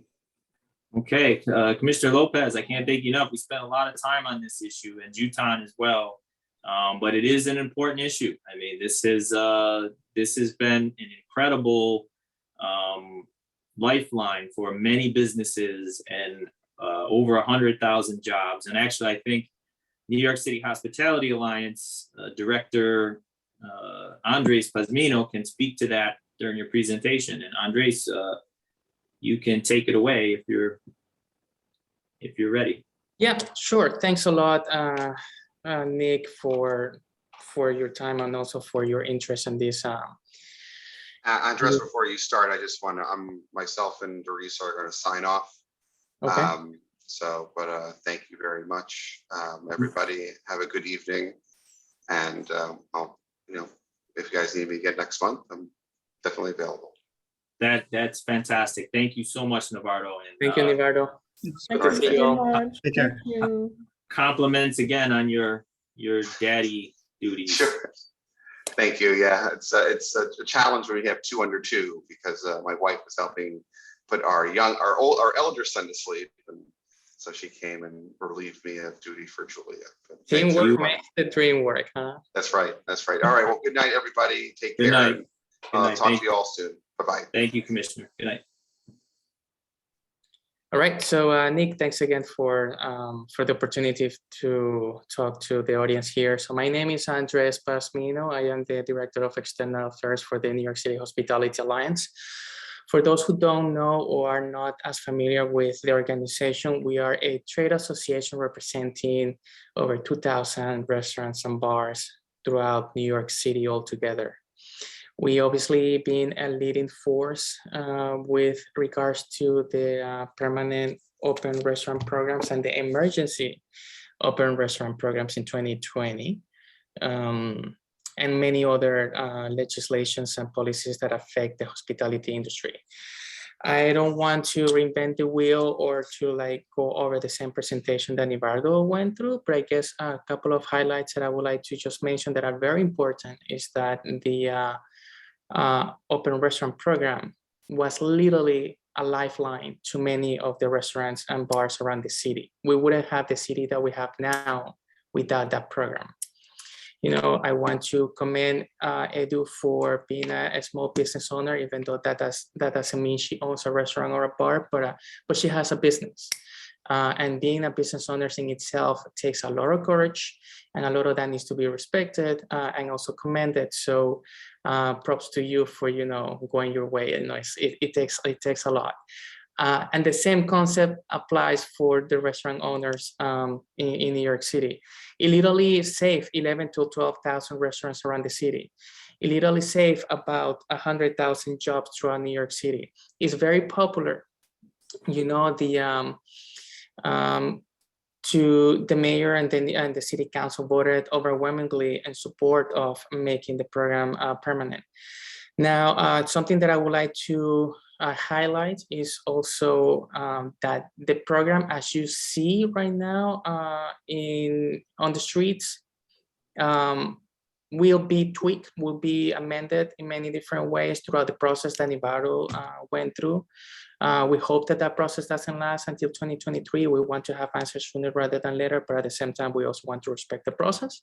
And it's important to continue having these conversations. Something else that I also want to highlight, and this is a comment I made before, is this time around, there's going to be plenty of conversations with the communities around New York City, a lot of input, and a lot of that will be incorporated into the permanent open restaurant programs in New York City as well. I think it's important to also say that the restaurant and bar industry are not out of the woods. There's still plenty of challenges that are happening. A lot of our restaurants are still recovering from the pandemic. We still don't have the tourist numbers that we used to have. Many folks have moved out of New York City, although many of them have come back, but there's still a lot of issues. And what happened during the pandemic, many of our restaurant members, and not just our members, but any restaurant that is not a member of the Hospitality Alliance, is literally suffering the same, very similar issues. Many have accumulated debt over a year. And for those who knows what that is, it takes a long time to recover from that. So it's a very important program to maintain, and also not just for showing some sympathy to our business owners, but also brings a lot of, helps sustain the fabric that New York City has on socializing, not only on the social point of view, but also on the economic point of view. So I'm here to really represent, give a voice to the restaurant and bars owners. Many of them who are, the vast majority who are business, family-owned businesses. And that in itself is a great accomplishment, and just help them just maintain their own businesses, because they also give back a lot to our communities.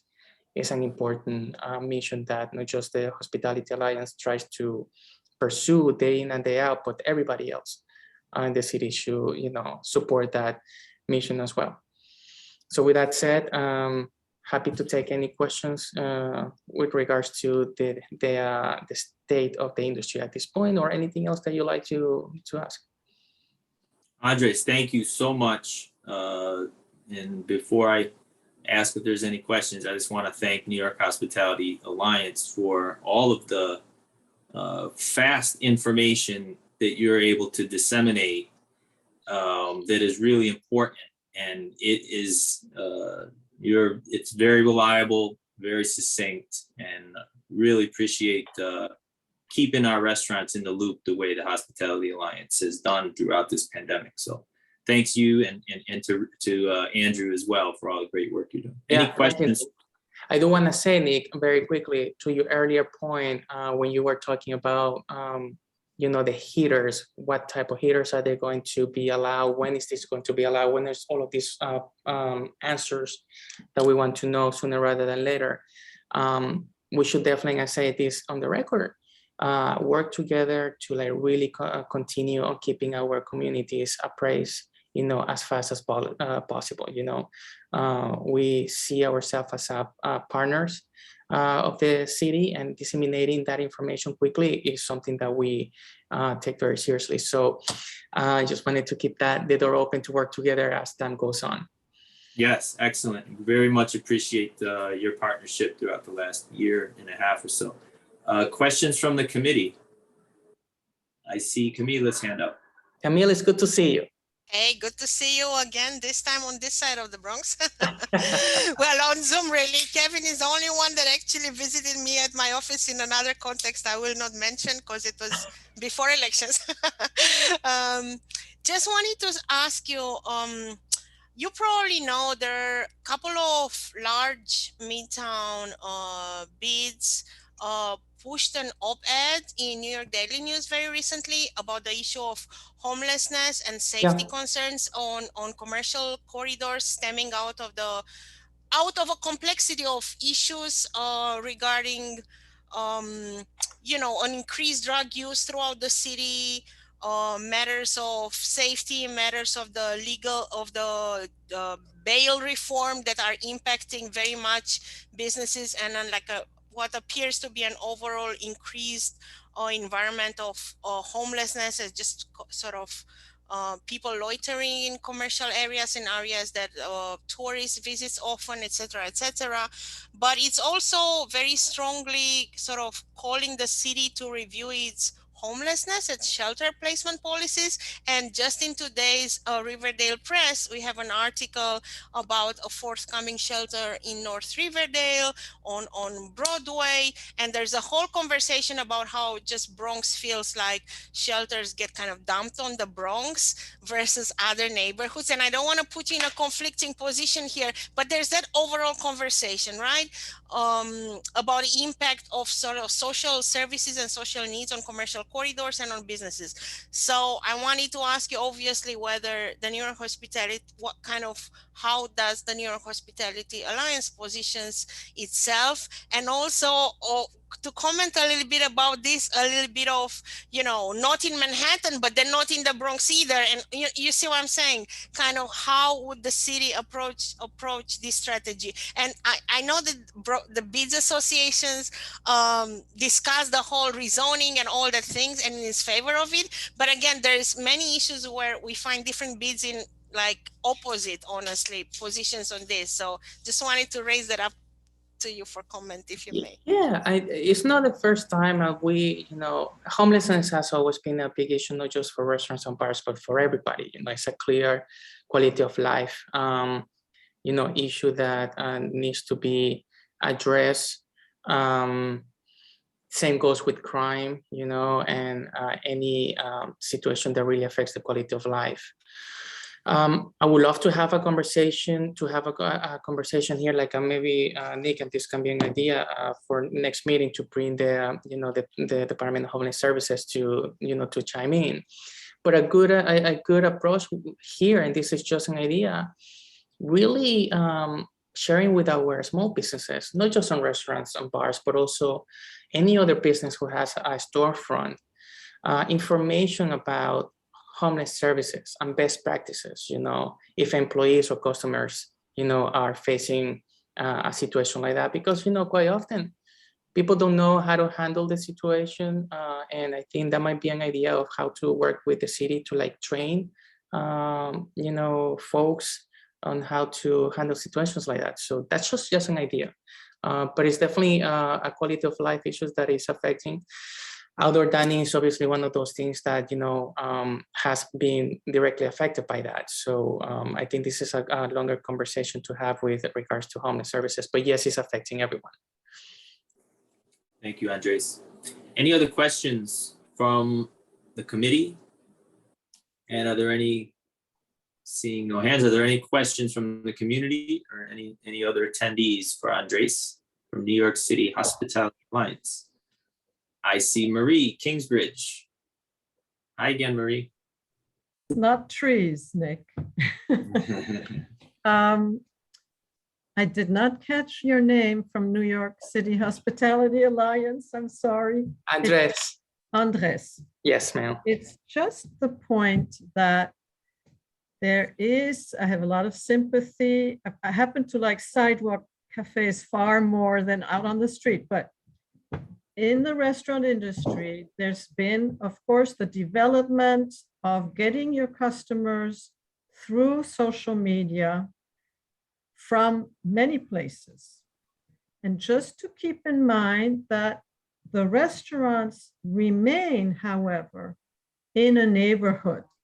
In some way, it connects with Camelia's notion, bringing up that there are homeless people too, but there are also the restaurants are in a community, a real one, and that it's good to be mindful of that too. And I think it's a win-win when restaurants are good neighbors. Again, because of many people will come through social media, they will not necessarily be from the neighborhood. Of course, the customer is first, but be mindful of the neighbors and the neighborhood. It's part of your business, in fact. Yeah. It's a win-win. 100%, like I mentioned before, restaurants are part of the fabric of every neighborhood, and as a whole, the fabric of the city, the state, and the nation, if we want to go down, that broad. So yeah, they sometimes don't, owners sometimes don't live in the vicinities, sometimes they do, but they oftentimes are hired locally. And I think going back to an earlier point made, the family-owned businesses are the businesses that really connect a lot of these local communities, because they become local, part of our societies. And to answer you, to give you, to agree with your point, is we always encouraging restaurants to to be very you know, being part of this, being part of the communities, which they are. So yeah, to your point, it's like they're just part of the community. Again, because it's easier to perhaps not forget, because so much custom, so much is done online, that it's not really the local communities like a base. That's all. Thank you. Thank you. Thank you, Marie, ma'am. and thank you, Andres, and New York City Hospitality Alliance for all the great work they're doing. Do we have any more questions for Andres before we let him go? And turn it over to Sylvia Rivera. No more questions. Andres, thank you so much. Send our regards to Andrew Ritchie and the rest of New York City Hospitality Alliance. And thanks again for all you're doing. Keep the information coming. And Stay in looking touch. forward to continuing having conversations in the next, in the future. Like I said, maybe perhaps we can have the DSM, the Department of Homeland Services next time.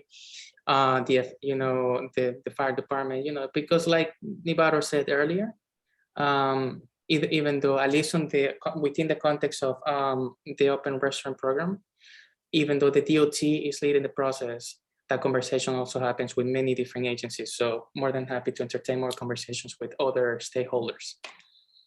Sounds good. We will definitely keep the conversation going, and you're always welcome. So we will stay in touch. Thank you. Good night. Take care. Good night. Next, we have Sylvia Rivera from the U.S. Small Business Administration. Sorry to keep you waiting, Sylvia, but we've had a really robust discussion this evening on a number of. After that, I can't. Just kidding. You're up. Thank you for allowing me to come join you. And I'm an economic development specialist with the Small Business Administration. And pre-COVID, I would travel to the Bronx all the time. I grew up there, so I'm quite familiar. And through the Bronx Sharing SBA's programs and services with small businesses and people wanting to start a business. So the community, we have workshops and seminars in different venues. I love libraries. They're so formative. That's one of my hangouts. Right now, we're still suffering from this horrendous pandemic, and everybody thinks it's over. It's not over yet. It's coming, but it's not over yet. And the COVID economic injury disaster loan is still available to any business still affected by it. And if you're applying, and if you have not already applied, please do so before December 31st. Once that date is passed, so is your ability to get this type of loan, because it's COVID. Now, however, due to the remnants of Hurricane Ida, we now have another disaster, and this one has affected homeowners and renters, as well as small businesses that incurred physical damages to their homes, their personal property, and their businesses. And this type of loan is called a physical damage loan. And this is the closing date initially was for November 4th. However, FEMA extended their window of opportunity until December 6th, and SBA usually follows FEMA. I know I sent you flyers that will give you a breakdown of how to apply.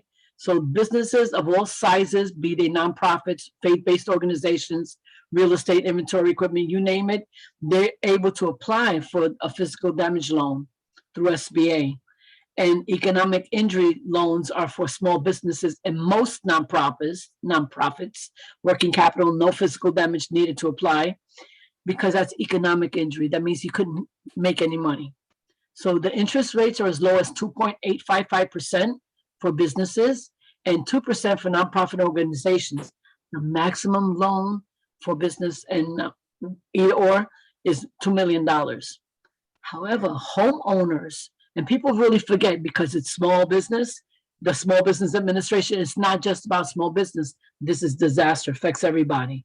So homeowners, they can borrow up to $200,000 for their primary residence.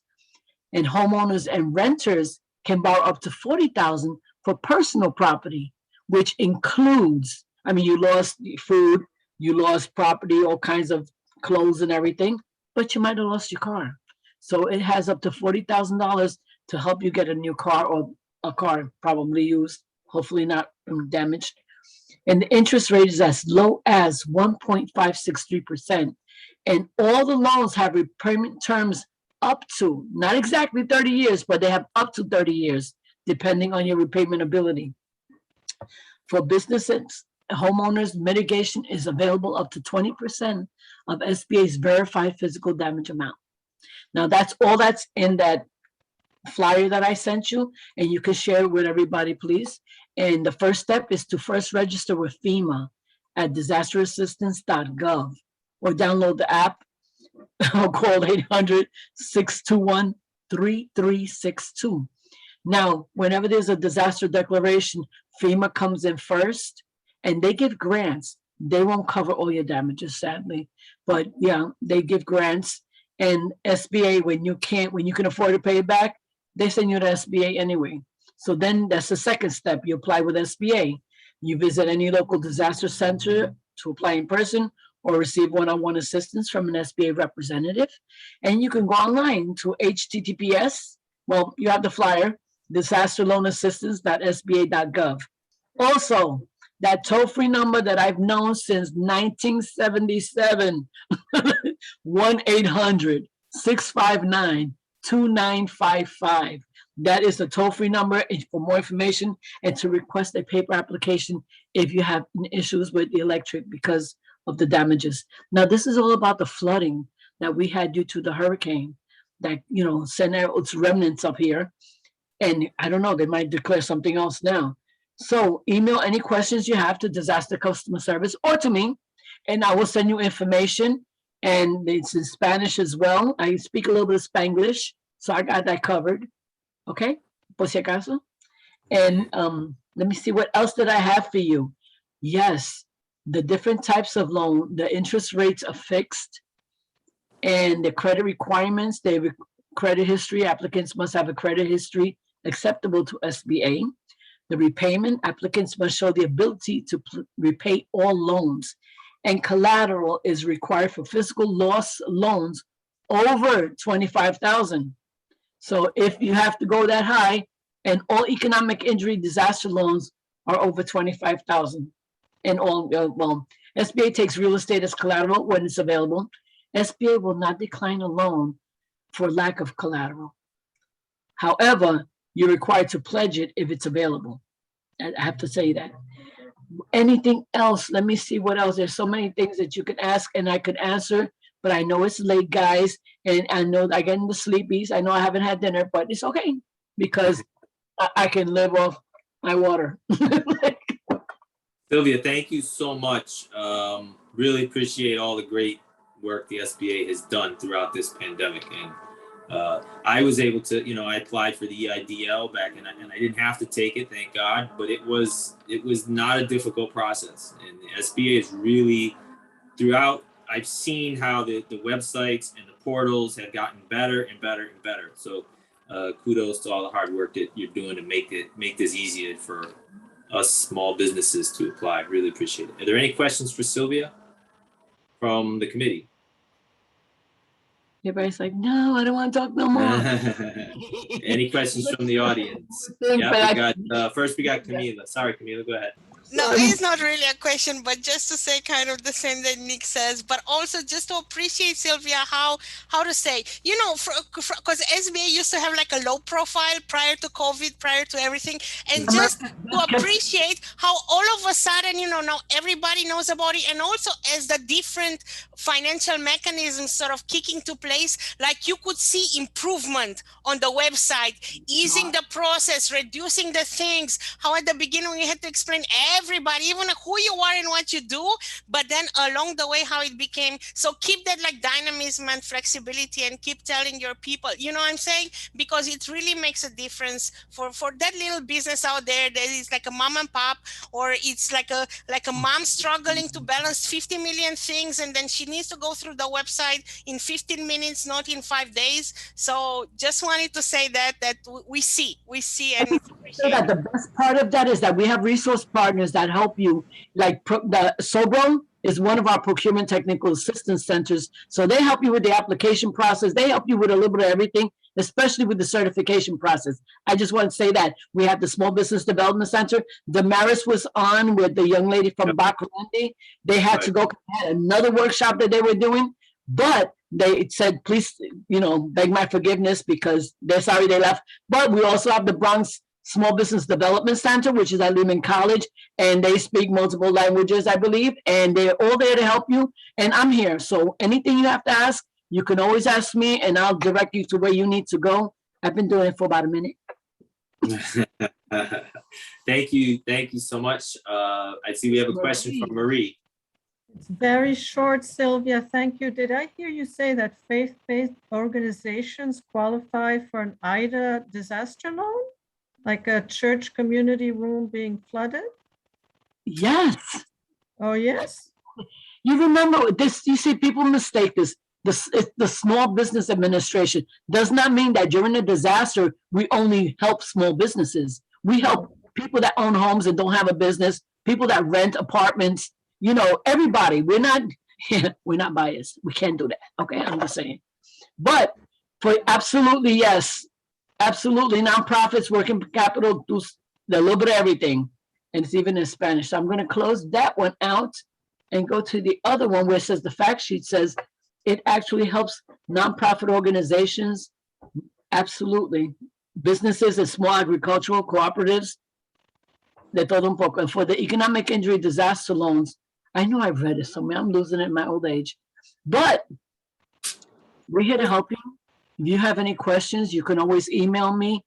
Nick has my phone number and my email address. It's in my emails. So please don't be afraid to ask questions or email me if you don't want to stay up till 1 o'clock in the morning talking to me, because I can go on and on. Water is not enough for me, Sylvia. I'm sorry. Nick, will you put her, Sylvia's email, or I just emailed to Community Board 8 for that information? Yeah, if you email Community Board 8, Marie, and CC me, and then I'll connect you with Sylvia.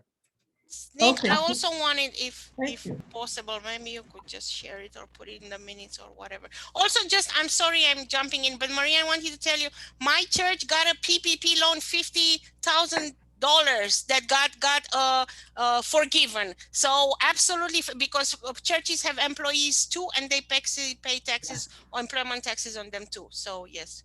So yeah, Sylvia, the other thing, with your permission, I'm going to pass your information on to Bob Fanuzzi, who's the chair of the Environment and Sanitation Committee. And as I mentioned earlier in the meeting, they're going to have a meeting on November 15th that specifically pertains, deals with the impact of IDA in this community. So they might find some of the information that you said important. I think they will. We'll try to get as much of it as we can in the minutes. But I'm going to suggest that you two get in touch with each other and perhaps see about attending that meeting in some way. I'll at least suggest it to him, because I think it would be very good for people to hear what you just told us. And I'm going to share with you after we're done. I'm going to send you a couple of slides from the presentation, so it's a little bit clearer. Okay. Instead of flashing through everything. Absolutely. That would be great. We can actually, if you send that to us and CC the board office, we can see if we can get that posted on our website so that people can access. Absolutely. Okay, excellent. Yes. All right. Thank you very much, Sylvia. As always, we will be in touch. And thanks again for all your help. My pleasure. Appreciate it and joining us. Okay, next on the agenda, we have outstanding business. Topics for outstanding business. Committee members. I'm going to leave. Business. The only outstanding business topics I have are the business corridor walkthroughs with the Bronx Chamber of Commerce. Is anyone interested in participating? And if so, when is a good time so we can try to coordinate? Camila? No, sorry, Nick, I had another. Oh, another thing? Okay. Yeah, but so sorry, not answering the question. Okay, is anyone interested in participating? The walkthroughs, what we do essentially is just go through to the businesses, we meet business owners, and it's a great way to learn our neighborhoods and our establishments. And Bronx Chamber of Commerce has been accompanying us, and we give them information about the Small Business Resource Network. as well as putting them in touch with our board office, which can put them in touch with all kinds of sources, SBDC, SBA, SOBRO. So I'll leave that as an open invitation to anybody that wants to join. And just email me times of availability so that I can try to coordinate with Anna and Francisco and Lisa Soren over at the Bronx Chamber of Commerce. Azwali, oh, well, wait a minute. Is this, if this is pertaining to the walkthroughs, Azwali? If not, we'll go to Camila next. Yeah, it would be pertaining to the Excellent. walkthroughs, and I would be delightful to participate. Okay, awesome. Do you have any times in mind, or do you want to email them to me? We can email. And Okay, shoot me an email with just some options, and then I'll try to work it out with Bronx Chamber. And anyone else, please, open invitation to join us. It's actually a lot of fun. Kira joined me one time, and Laura joined me one time, and it's really interesting. You get into some really great conversations with our business owners. You really get to know them on a personal level when we do this. It's really enjoyable. Camila. I just want to say, I know how much fun it is because I'm doing it for my day job. And if I wouldn't have a day job, I would walk with you around here. But anyways, thanks for doing it. Thanks for doing it. We can do it. I don't, no pressure, because I know you got your hands full too at home and everything else. But if you ever wanted to do a weekend, I'd be up for that. So even if Bronx Chamber can't come with us, we can definitely put something together on a weekend. But I no appreciate the flexibility, but I'm not taking it because the weekend is the only 2 days I need to do other things. So the only very quick input, I wanted to share another program that I didn't hear mentioned, and it's also fairly niche, sort of say. So as you probably know, a lot of fines and violations that were issued during COVID. The New York City Council passed a couple of measures to try to alleviate those. And particularly one program, it's called FAIRER, Fines and Interest Reduction Enabling Recovery Program. It's a program of the New York City Department of Finance. I can send you the email that SBS sent us, and there's actually on the DOF website as well. It allows unpaid oath environmental control board judgments. Certain fines to be reduced up to 75%. This program is open only until December 31st, and it's very easy to access. And a lot of businesses are eligible for very common violations related to taxes, to finances, to DOB issues, all kinds of stuff. So I will send you that link that you may want to just share or put it out there. I appreciate you bringing that up. We actually got an email today from Lorenzo Manzano from Councilmember Dinowitz's office with the flyer that I believe we either sent out today or we're going to send out tomorrow. And it was in my notes, but it came in last minute. So I really appreciate you bringing that up. And just FYI for the businesses or anyone's in touch with the businesses, the deadline is December 20th, according to the flyer. So we will definitely, I'll double check to see with Tanya. If we didn't send that out, we'll send it out tomorrow. So appreciate that. And that is a good program. And that's that is from the Small Business Committee and City Council that initiated that legislation. So thank you to them. Anything else? It was sent out. It's Joy. It was sent out. Okay. Thank you, Joy. It's today, right? You sent it out, or was it yesterday? It was today, right? That's what I thought. Okay, so that is all for outstanding business. Do we have any new business that anyone wants to mention? I know one of the topics that has been raised is the new store in Knowles Crescent.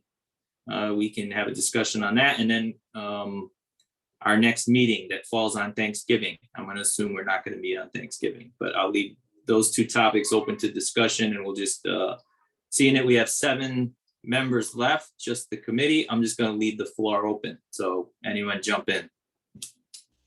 Just if I may, Nick, I mean, this issue of homelessness, and I mean, again, you see local media picked on it, and it is an issue that will occur, and it's sensitive, and it's like racially and racial equity related, and it's charged politically. So I don't know, I'm just flagging it and putting it out there because other community boards had it much worse than we did so far. Now it's kind of just happening here for the second time to have an instance of this, but it is something that deserves very careful assessment and just probably an ongoing conversation, really. You know, the conditions of a new administration coming up. So just putting it out there. Sure. It's definitely a concern. Any other topics? One thing I'll say is I don't actually want us to go, it's kind of late now, so I don't want us to have to go through this today, but something to think about for maybe the next meeting is that I think you alluded to it earlier, Nick, is the dynamic of the new store coming into Knowles Crescent, the vape shop. Seems to be some kind of growing concern from members of the community about the shop itself and the proximity to kids. I don't think we have to have a stance on it yet, but I think it probably needs to be on our radar because this may end up coming to our doorstep, I think, as the kind of community view is growing. Is this I haven't been in there, but I drove by it. Is there a is that more like a convenience store that does vaping, or is it a specialty shop? Because it seems like an odd location for their customer segment. I mean, who are they proposing that they're gonna sell to? This is like where I literally, you know, it's like I cross the street and I see this. I don't even know how to explain. It's, you know, it sells vape things, the same things that are sold at the Rite Aid around the corner. It's like a convenience store. Yeah, but like I would say, just by the design of it, it's fairly obvious that once the retail of marijuana would be properly launched, you know, that will become part of the portfolio, sort of say. And if I may just issue a quick opinion, it's very hard to issue judgments based on because people kind of object to the look of the awning and the design is not classy enough or whatever, but it's very hard to put something out there just based on that. And there is another store just like that on 231st, right next to a bank, or even on 235th. Sorry, I mean Main Central Riverdale. The world did not come to an end, but I do understand.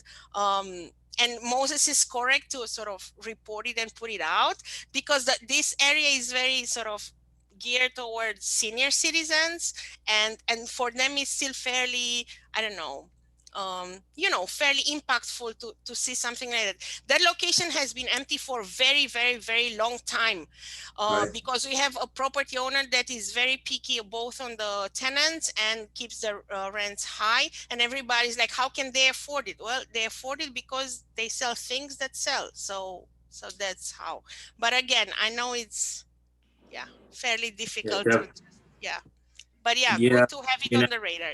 Yeah, definitely keep it on the radar. And it is a little head scratching. I get sort of if they're trying to angle for when the Cannabis Control Board gets set up and they actually start licensing. I get that angle, but again, to me, the location's a little odd. But in a free market economy, people are going to make business decisions. Some are going to be good and some are going to be bad. This one is a little head scratching, but you know, somebody might know more than we do. I don't know. We'll see. We'll keep an eye on it for sure. It is interesting. And I know some people said that they were sad that it wasn't a bank, but as I understand it, Chase is not leaving. They're occupying that space and they're still leasing it just to keep the ATM there. So that would preclude, if we were to pursue like a BDD type thing we did in Van Cortlandt Village, I don't know that that neighborhood would qualify because of the fact that Chase is still leasing that space. But I don't know that for sure. With that aside, next meeting is on Thanksgiving. So we got a couple of options here, and I want to leave this open to the committee. Do we want to move the meeting to Tuesday, November, I think it's 30th? wait a minute. Tuesday, November 30th. Do we want to cancel the November meeting altogether? And that would put our next meeting in December 23rd, which is not great either. Or do we want to meet on the 30th and cancel the meeting in December? Or do we want to meet on the 30th and the 23rd? The only option I would say I wouldn't be for is if we didn't meet either of those dates. So we can meet all of those, both of those dates, one of those dates, or one of those dates.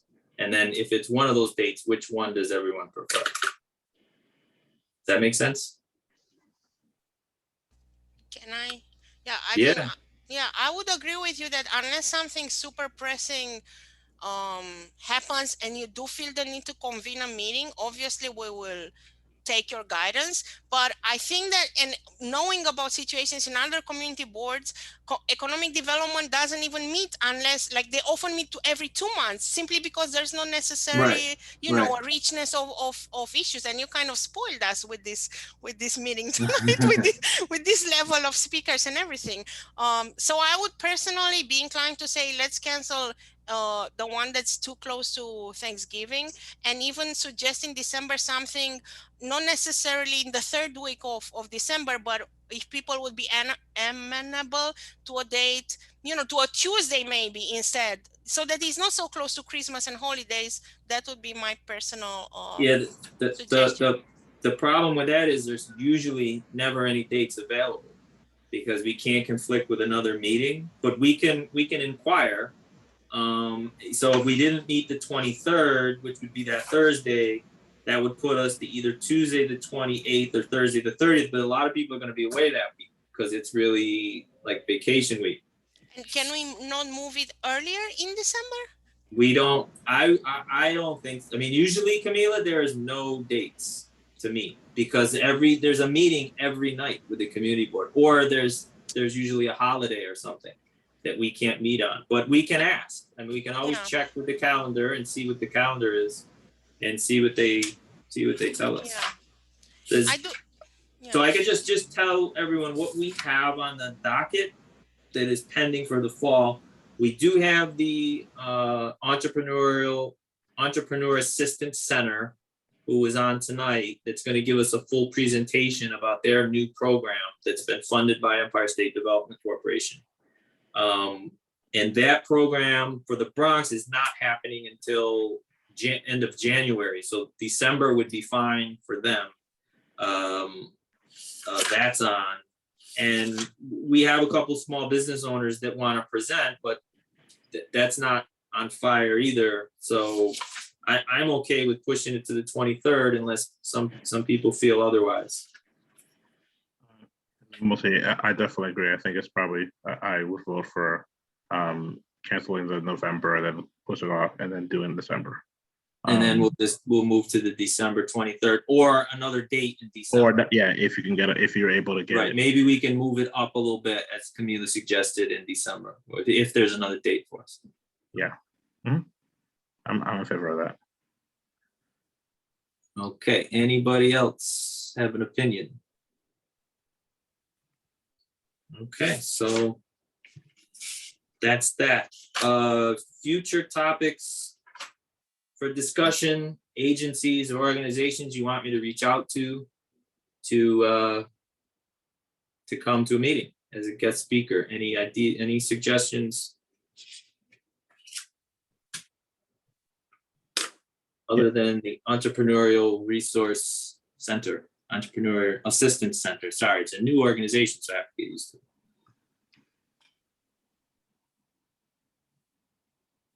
Anyone?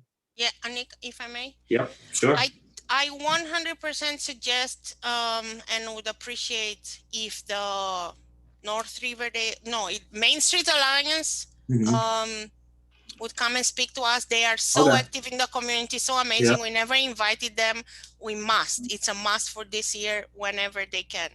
Okay, that's a good idea. I can reach out. I mean, absolutely, because they honestly, I mean, again, it's them along with Kingsbridge Beat, but which by default have to do their job. But the Main Streets Alliance has been absolutely outstanding, and they were also very brave in taking positions that were not necessarily popular always, which I personally respect. But I mean, you can see their job on the ground. They, you know, you can see those trippies, you can see care, you can see a difference being made. So I think we owe them to Sure. acknowledge that and honor them and invite them to speak. Absolutely. Actually, last year they invited me to speak, so they owe us a favor. So I'll have them return the favor. So definitely, I'll definitely reach out to Chris Rizzo and see if we can set up a time where he can come and present to us about what all our RMA is doing. Any other ideas? It's a great suggestion. Anyone else? I recall that we had talked about possibly doing a presentation on the 504 SBA loan, which I can bring forth to my superior and see if usually he's the one who does the presentation, or I could do the presentation, either or. Okay. And we could just run it through beforehand, or I can provide it beforehand, so businesses know more about the SBA through this specific type of loan, and or the information that we disperse or provide, since on social media we always just try to share as much information as we can on how small business can get help, grants, whatnot. So, yeah. I think that would be awesome, and the fact that we have an expert right on the committee is even better. So does anyone have any objections to, I don't, some people might not know what 504 is. I know what it is, but other than that, the only thing I know is that I was never able to get one. So I will definitely be all ears when you present. Okay. So yeah, for people who aren't aware, 504 is, and Aswali, correct me if I'm wrong, but it allows the business owner to purchase the property as long as they occupy 51% of the space. So it becomes a sort of a real estate transaction as an owner occupied space, which is a really interesting, I mean, conceptually it's brilliant. The implementation and the onerousness of it have prevented, so I've been told, of certain business owners. And for me, it might have been that I just wasn't, I didn't put together the right package. I didn't have somebody like Aswali helping me.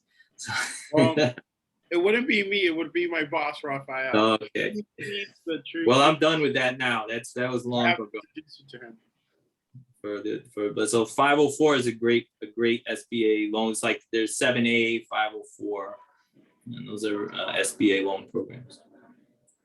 Any other suggestions? Thank you, Aswali. We'll definitely see when we can fit that in, either in December or subsequent meeting. Yeah, we also have the open invitation to Manhattan College professors. They're going to present on the